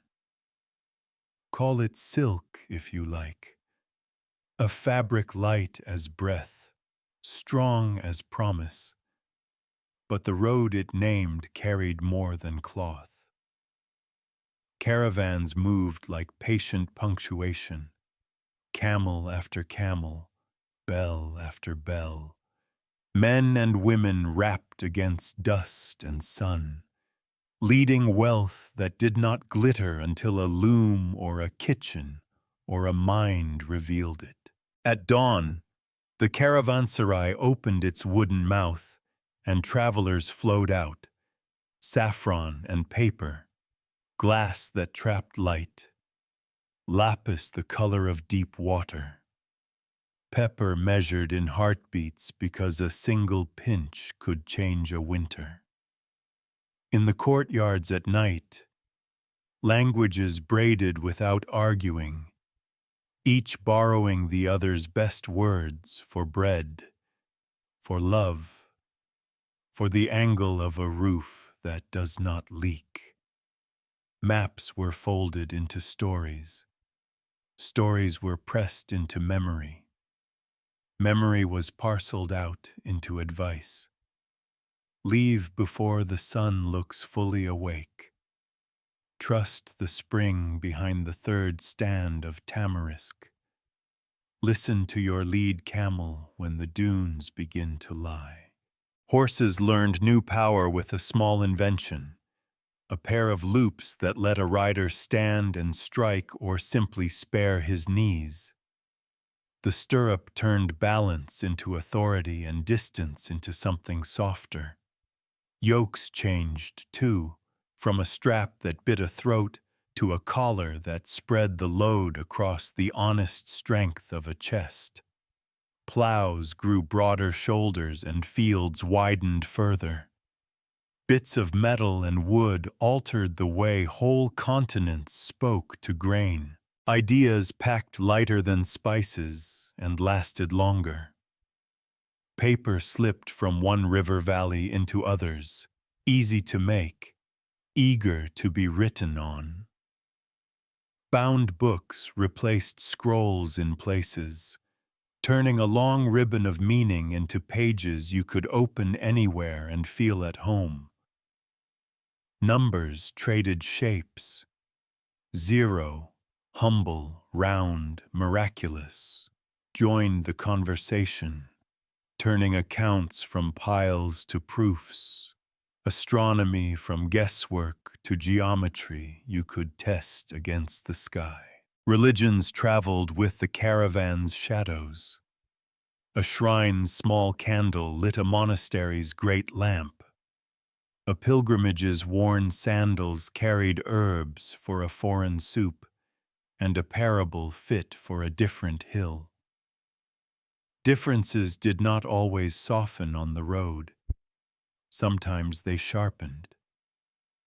But even quarrels along a trade route learn a slower temper, sanded by the need to share a well and a shade tree. Danger had its stalls in every market. Bandits who listened for the jingle of coin in saddlebags, storms that remade a pass overnight, taxes that leaned too hard on a weak season. Answers traveled the same paths, guilds and letters of credit, patrols and flags on distant hills, news that outran rumor by a day and saved a caravan's year. Stand on a ridge where two valleys meet and watch the line moving, beads on a string, each bead a family's hope, a city's appetite, a scholar's bright question. Silk is what the hand feels. The road is what the heart learns. That distance is smaller than we think when we carry one another's best work carefully across it. When roads and sea lanes began carrying more than goods, when ideas themselves traveled with caravans and hulls, the world learned to build rooms where thought could winter well. Lamps burned late over tables crowded with pages. Courtyards held the murmur of languages learning to share a mouth. Call them academies, libraries, scriptoria, madrasas, monasteries. Each was a shelter for questions that did not fit inside a single lifetime. In river cities and desert capitals, translation became a craft as exacting as metalwork. A line of Greek took on an Arabic heartbeat. A Sanskrit treatise donned a new alphabet without shedding its proof. Persian tales found fresh music in another grammar. Scribes bent close, comparing two meanings the way a jeweler compares two stones. Where are the fractures? Where does the light pass truer? Margins bloomed with notes, corrections, doubts, small celebrations when a stubborn sentence finally revealed its shape. Knowledge that had scattered like migrating birds began to flock on the same page. Numbers learned to flow more easily. The simple courage of placing a small circle where nothing belongs. 0. Let merchants, astronomers, and dreamers keep books with a clarity that felt like cool water. Columns aligned. Errors confessed themselves. Calculations walked farther without losing breath. Algebra learned to speak of the unknown as if it were a familiar guest. Let X be the thing we seek, and let patience invite it to show itself. In courtyards open to the night, observatories lifted careful instruments toward the turning sky. Astrolabes, brass maps of heaven, helped sailors find noon and scholars find prayer's appointed hour. Tables of stars thickened with entries, a planet's wandering corrected, an eclipse timed more honestly than rumor's breath. Calendars lost their wobble. Crops and ceremonies took their cues from records that respected the sky's true pulse. Elsewhere, medicine moved from charm toward chart. Hospitals became public promises, baths of light and water, wards divided by ailment rather than fortune, pharmacies that smelled of mint and myrrh. Physicians kept case notes the way navigators keep logs. What was tried, what soothed, what failed, what a different teacher once observed in a different season.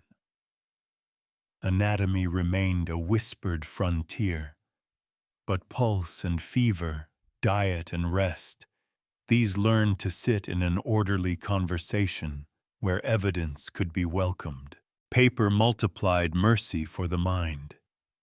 Cheaper than parchment, more forgiving than clay, it let copies travel like seeds on wind. A text no longer lived or died by a single shelf.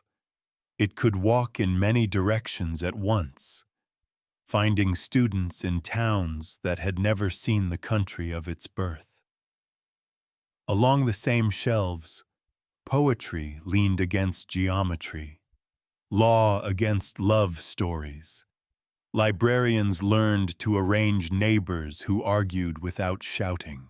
In the best of these houses, argument itself became a virtue, structured, courteous, relentless. Teachers welcomed students who would surpass them. Errors were not sins. They were stepping stones, labeled and left in place so no one had to splash in the same cold water twice. Across faiths and frontiers, a quiet fraternity formed.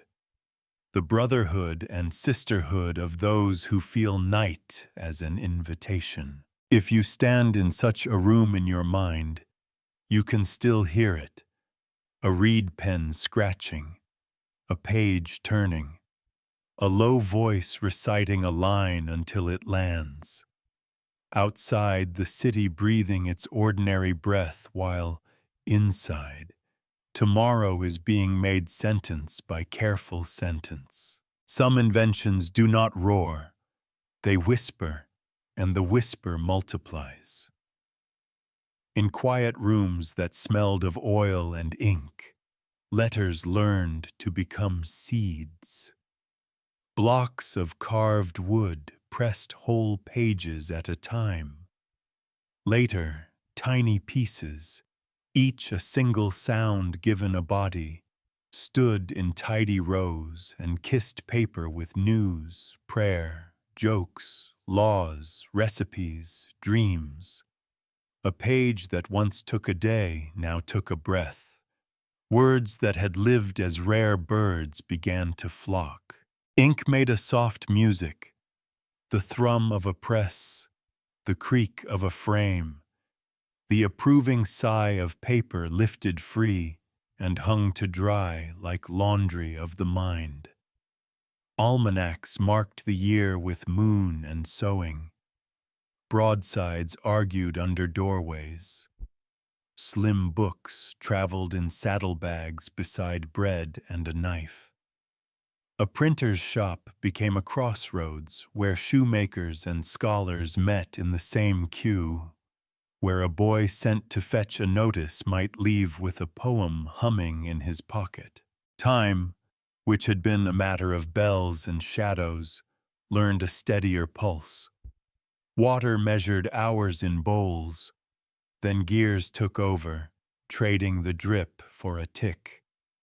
Teeth easing past teeth, a small, forgiving arrest that made minutes behave.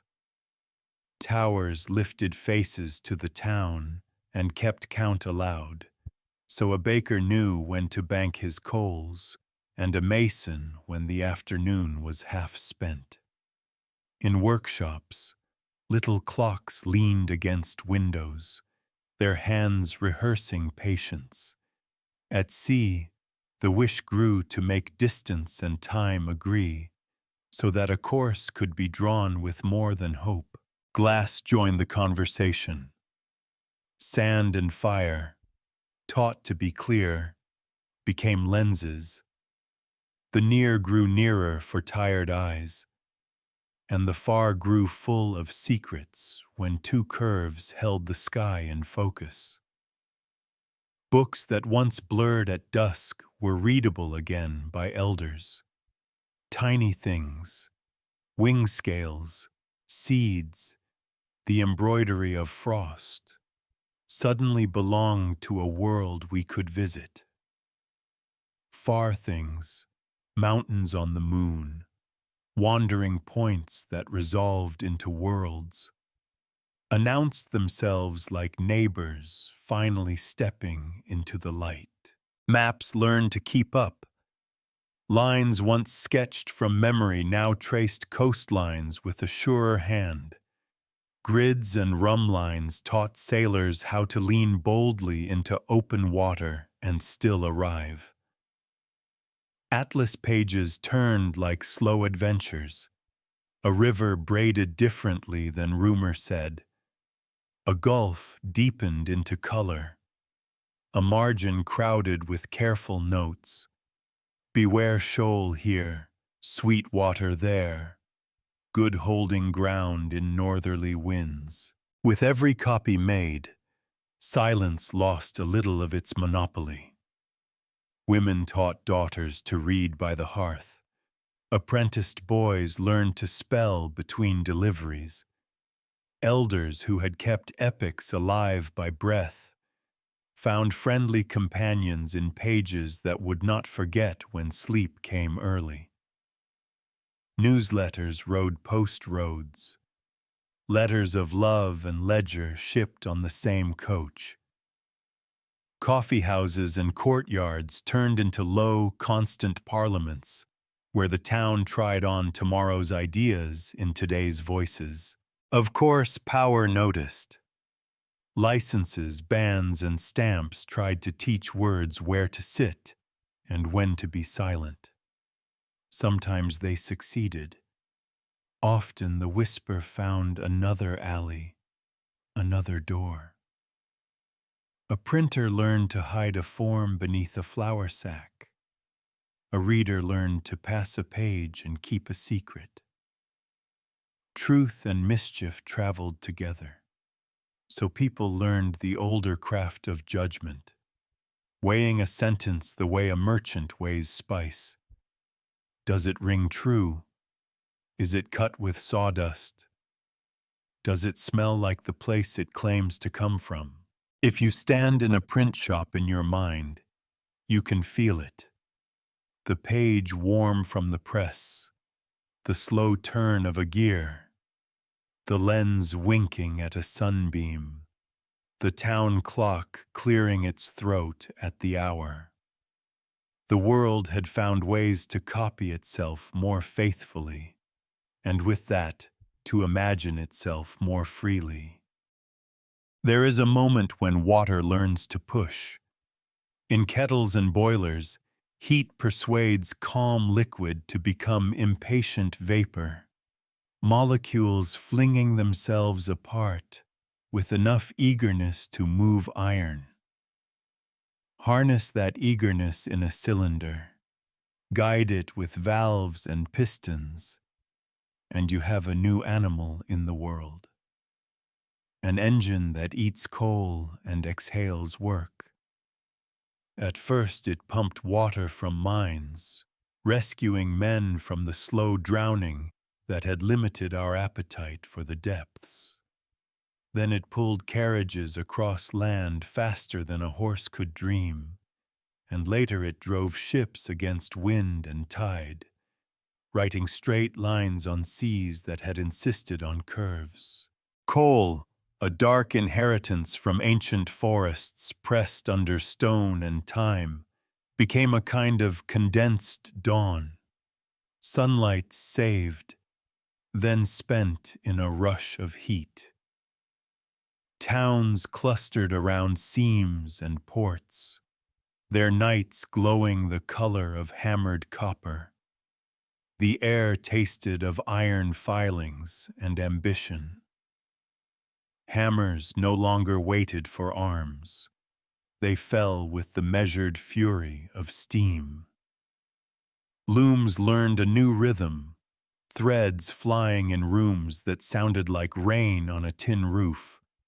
A day's work swelled, then changed shape entirely. Speed redrafted the map. Where canals had taught water to climb hills, railways now taught iron to dance. Tracks stitched villages to cities with a confidence that made distance smaller, markets wider, and news quicker. A letter that once rode a horse for days could now arrive between two suns. A crate of apples could outrun its own ripening. Stations rose like new cathedrals, glass and rivets and timetables, where people learned to read platforms the way they once read rivers. Stand here and the world arrives. Power stepped indoors and multiplied. Rotating shafts and belts turned single engines into many hands. Saws that did not tire. Presses that did not forget their pressure. Fans that moved air in summer basements.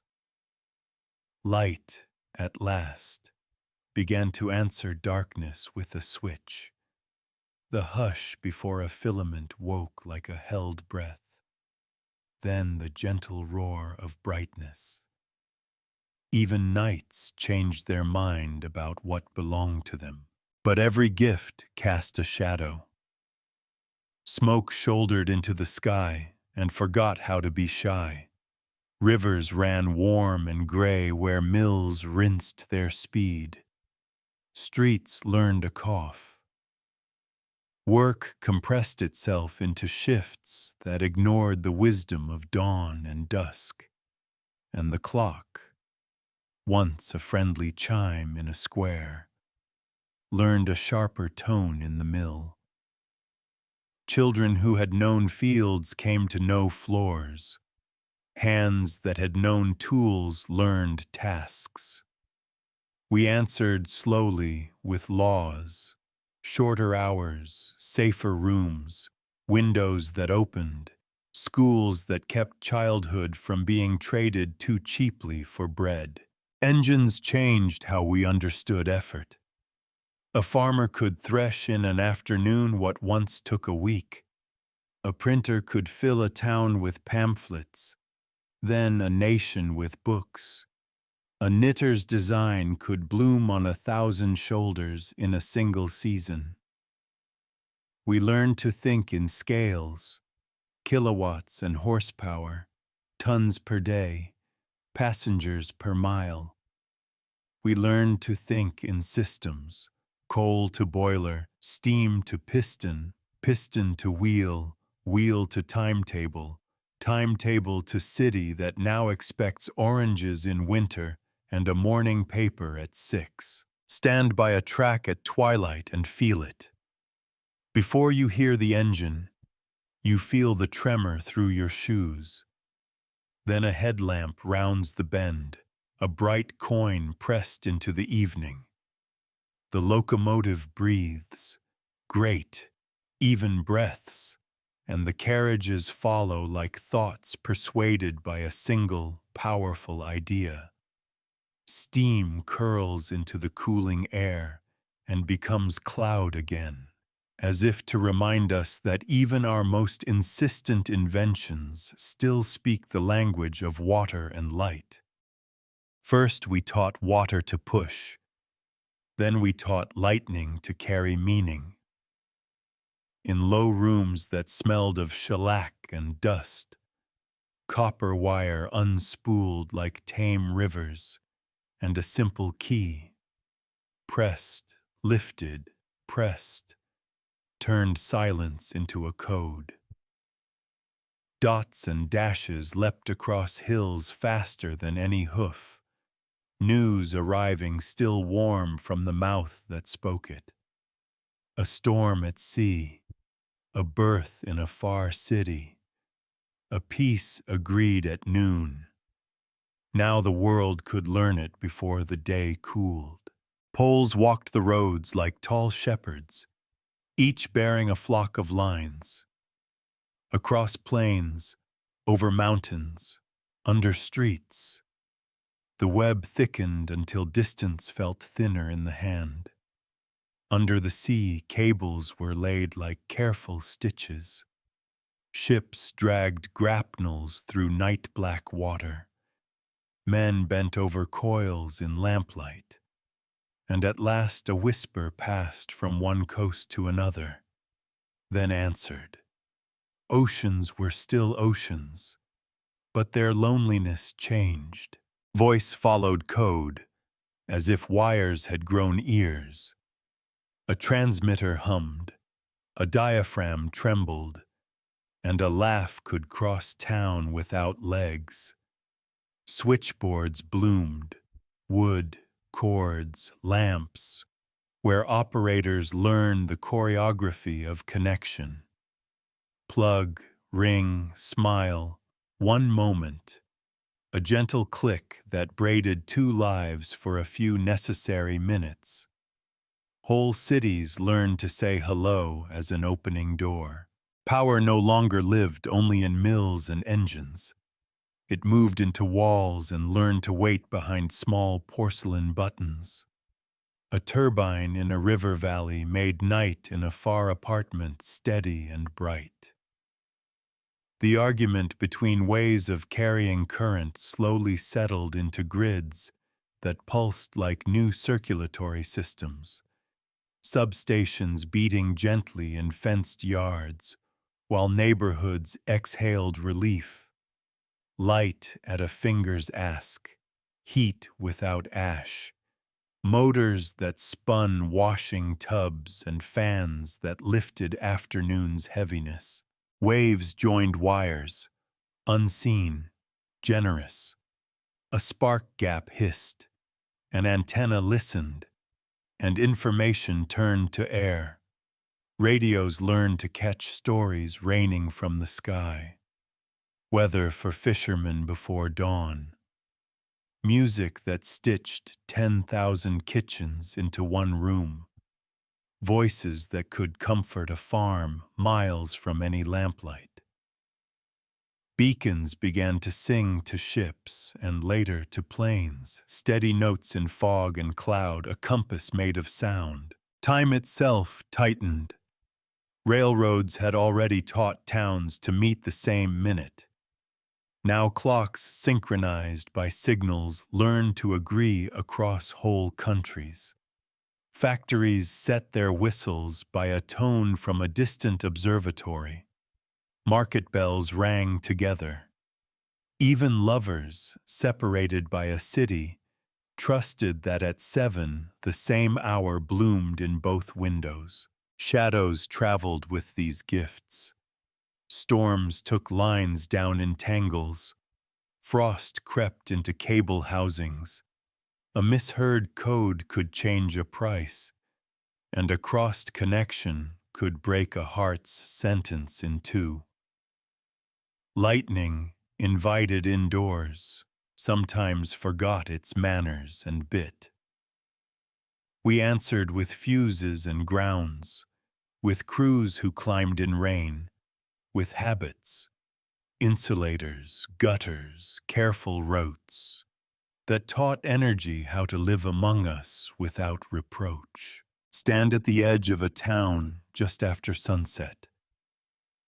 Lamps bloom one by one like cautious stars, then gather into constellations. A street, a square, a single high window where someone reads. If you listen, you can hear the new planet we have made. Soft hum of transformers, far-off clatter of a telegraph still tapping in some faithful corner. A radio's thin melody turning distance into company. We had taught messages to fly. Then we taught ourselves. Cloth stretched tight over ribs, engines coughing into courage, wheels bumping along rough grass until the ground let go. Flight began as a held breath and became a language. A wing learned to take pressure on its back and ease it below, carving lift from the pressure of air itself. Pilots discovered that the sky has roads, invisible rivers called currents, stairs of warmer and cooler layers, corridors of calm that open at dawn and close by afternoon. Clouds stopped being only decoration and became grammar. Cumulus like friendly punctuation, anvils warning of sentences that end in thunder. Airmail stitched towns together in hours instead of days. Bags of envelopes, light as promises, leapt mountains that had bullied caravans for centuries. On the ground, postmarks learned to keep up. In the air, beacons winked from hilltops. Then radio signals drew straight lines through night and fog. Cockpits filled with new instruments, altimeter's patient breath, compass card turning like a thoughtful coin, horizon gyros that kept their balance even when a storm tried to argue. Pilots read weather by touch, the tremor that means ice building on a leading edge, the loose, roomy feel of air warming after rain. Airports grew into modern harbors, runways pointing into prevailing winds, towers with windows like attentive eyes, lights that bloom in precise colors when twilight tucks itself in. Schedules taught cities to think in departures and arrivals, in connections that could lace two continents together over breakfast. Time zones, once a railroad's discipline, became an airline's heartbeat.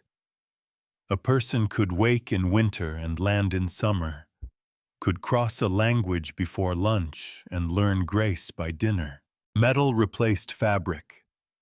Jet engines replaced props with a long, steady thrust that wrote new scales across the map. The world shrank in a way that was not only geography, but family. Distant grandparents became weekend visits. Fruit that remembered a different sun arrived still fragrant. Students carried notebooks full of hometowns into classrooms that learned to pronounce them softly. The sky was no longer a ceiling, it was a commons. Flight also taught us to look down with kinder eyes. Aerial photographs turned rivers into lines of calligraphy, fields into quilts, cities into the geometry of our appetites. Cartographers gained new truth. Planners saw where roads choked and where green still threaded a way through gray. Later, as radar learned to feel through weather and satellites took their unblinking seats above the weather's arguments, the planet's pulse became visible. Storms spiraling, currents curling, forests greening and grieving with the seasons. We could watch ice breathe again, now from above, and understand our part in its shallows and surges. Shadows flew with us. Contrails stitched cold into blue. Noise learned to crowd quiet valleys. Fuel turned to exhaust that forgot where to settle. We answered with better engines, smarter paths, patient agreements in rooms where maps covered entire walls. Stewardship followed speed into the sky, learning to balance necessity with courtesy. Stand by a runway at dusk. A line of edge lights hums like grounded stars. Wind cranes the grasses. Far off, a fuselage gathers itself into a single bright intention. The wheels lift. For a breath you feel our species tilt, lighter than we were a century ago, still wary, still learning, but willing to trust air with our weight. Rockets began as fireworks, brief astonishments blooming over courtyards, and became arguments with gravity that the sky eventually conceded. Stack cylinders of fuel and fire. Teach valves to time their courage. Shape an arrow whose only destination is farther than before. A countdown quiets 1,000 hands into one breath. Engines wake like captive thunder. The tower falls behind, and for the first time in our long story, the ground becomes optional. The first machines to escape did not carry hearts, only instruments and hope. They learned to fall around the world instead of back to it, discovering the neat secret we call orbit. Keep missing the ground in a circle. From that patient falling came a new set of tools. Weather satellites looked down and taught us to see storms as spirals, to prepare not by rumor, but by image.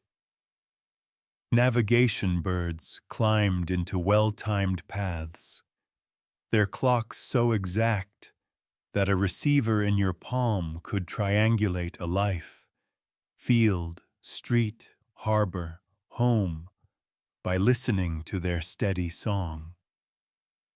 Earth itself became a measured thing, shapely in numbers. Mountain heights truer than myth. Sea levels plotted as lines that move. Ice edges traced like the breath of a sleeping giant. Then we taught vessels to carry breath and bone. Capsules the size of small rooms, clad in ablated courage, rose on spires of combustion. Inside, checklists, pencils with cords, a window round as a pupil. Astronauts learned to float, a verb that felt like a sacrament, and to work in a choreography where every tool has a tether and every action a counteraction. Outside, earth turned, polished and blue, clouds unfurling like silk. Borders retreated to the cartographer's books where they belonged. We went to the moon, someone would later say, and discovered the earth. The moon's stark grammar, black sky, white dust, shadows sharp as edicts, answered an old human question with boot prints and a flag that lay still in airless noon. But perhaps the most important cargo those flights brought back was perspective. Photographs of a world small enough to cradle in a gloved hand, large enough to carry every story ever told. Later probes walked farther than footsteps could, past Mars's rusted deserts, through Jupiter's auroras, between Saturn's rings like a harp you could nearly hear. Some turned to look back one last time, sending a portrait of our home as a pale, deliberate dot suspended in a sunbeam. Back on the ground, space quietly entered the ordinary. Crop forecasts sharpened. Ships found safe water in pea-soup fog. Planes learned to trust a glide path whispered from space. A hiker's phone mapped a trail that elk had known for centuries. Even our grief found uses. Satellites watching fires so crews could meet them intelligently. Monitoring drought so food could move before hunger did. The sky became an infrastructure. Shadows accompanied the ascent. Debris threaded dangerous beads along useful orbits. The radio hush of wilderness grew crowded. The same images that informed could mislead in careless hands. We answered with agreements, with better deorbit burns, with astronomers asking for darker skies, so the universe could keep its privacy, and our children could keep their wonder. Stand beneath a night where a satellite passes, steady, unblinking, a thought made metal slipping from west to east. Somewhere, someone is using that whisper to find their way, to call home, to learn the weather of tomorrow's courage. Away, it turns out, was never the point. Away was how we learned to see here. After we learned to fall around the world, we taught sand to think. In quiet, clean rooms where air is a discipline, wafers of silicon took on patterns finer than pollen. Tiny gates that open and close at a rhythm too quick for pulse or clock. A transistor is a modest thing, a switch that obeys whisper small voltages. Pack millions, then billions, onto a chip, and you get a new creature. Logic at lightning speed, memory that doesn't blink, patience measured in uptime rather than temperament. Wires became light. Glass threads, thin as a hair, learned to carry whole conversations as rivers of laser pulses, on, off, on, each blink a syllable, each second a library. Under oceans, cables stitched continents into a single breathing paragraph. Across cities, routers and switches shepherded packets the way skillful herders move flocks. Split here, rejoin there, always toward home. Protocols taught strangers how to agree, how to introduce themselves, how to listen, how to retry kindly when the message stuttered. Screens turned into rooms. A face appeared from another hemisphere and laughed in your kitchen. A classroom unfolded on a twilight bus. A marketplace widened until a craftsman's bowl could find a table an ocean away. Search engines learned to sweep the shelves of the world. Maps recalculated when we missed a turn, unembarrassed, generous. The web became an invisible loom, weaving work and play, love and learning into a fabric that could stretch without tearing if we remembered how to hold one another's weight. Inside this new commons, languages met and traded tools. Open source code carried the old caravan's ethic. Take what you need, leave it better. Add a note so the next traveler doesn't stumble where you did. Datasets grew into telescopes for patterns too large or small for eyes. Machine learning, models trained on piles of human weather, began to guess, translate, summarize, recommend. Sometimes it surprised us with grace. Sometimes it mirrored our worst habits back at scale, reminding us that a machine cannot correct what we refuse to correct in ourselves. Electricity's geography shifted. Data centers hummed like modern monasteries, vast, cool, contemplative, devoted to keeping thought available at the speed of need. Their appetite for power taught grids new choreography. Their warmth asked for rivers and wind to help carry the cost. Efficiency sharpened into an ethic. Fewer watts per question. Fewer seconds of waiting per kindness. Stewardship followed the cable, as it once followed the road. Shadows also gathered in this bright weave.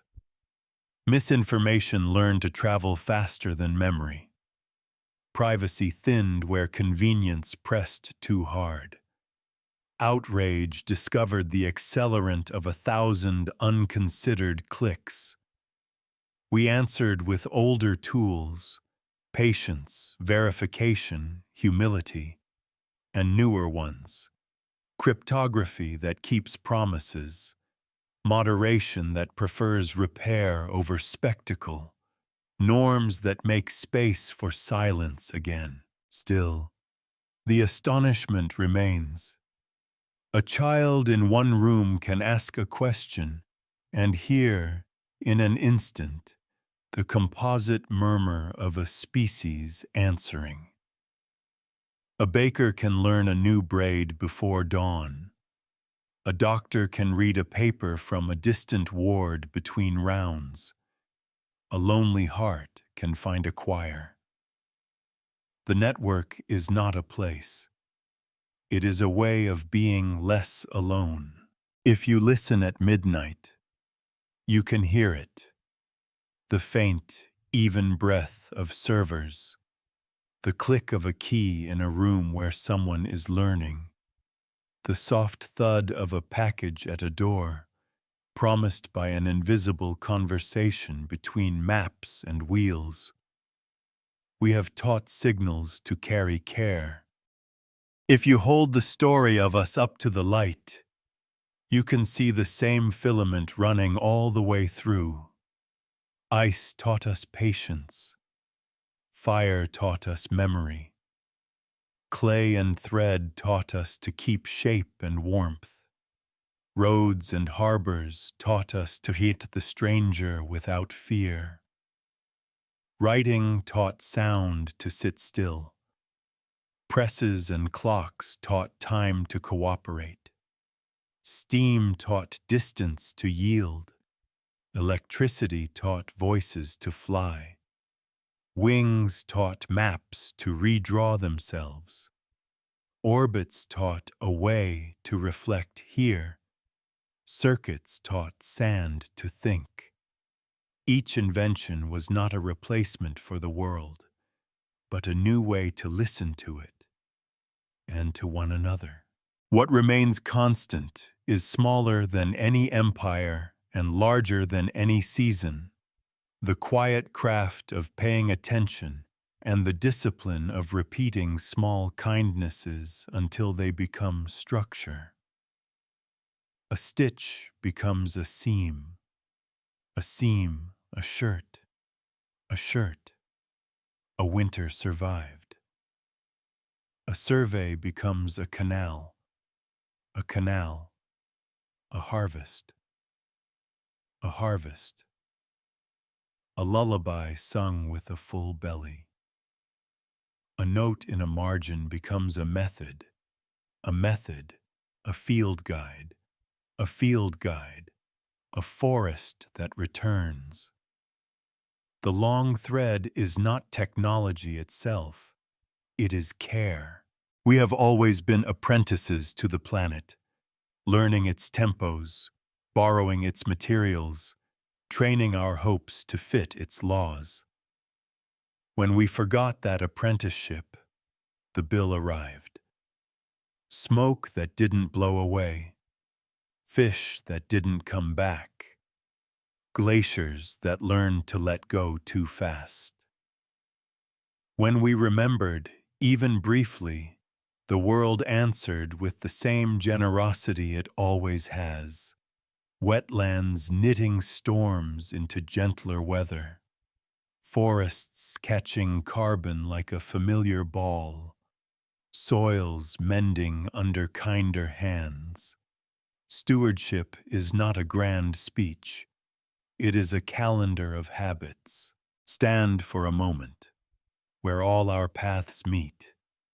In a night room, a soft light, a page or a screen, a breath before sleep.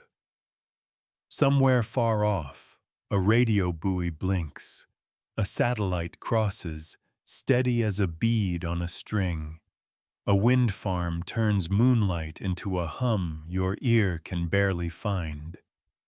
Somewhere near, a kettle ticks as it cools. A child turns in a warm bed. A neighbor's footsteps pass and fade. The old world and the new are not enemies. They are pages in the same book, and we, briefly, are the fingers turning them. The future is not a place we discover. It is a tool we make, like a pot that fits the hand that will hold it. We will still need fire, but wiser. Metals, but gentler. Roads, but softer on the land. Code, but kinder to the minds that read it. We will still need stories, especially the kind that enlarge our patience. Stories that remember how glaciers move, how seeds wait, how cities listen to rivers, how a promise can travel farther than a voice if it is written down with care. If you feel small in the face of it, good. Small is where everything begins. A seed, a sketch, a question. The first careful knot in a net that will one day feed a village. The earth has never asked us to be perfect. It has asked us to be attentive, to practice, to repair what we can, and to hand the long thread forward with our best instructions tied to it. So rest now, knowing that you are part of the same patient lineage that walked out of ice and into light, that tuned wind to cloth and sand to thought, that made rooms where questions could live through winter. Tomorrow, pick up the thread again. Tie one honest knot, then another. This is how worlds are kept.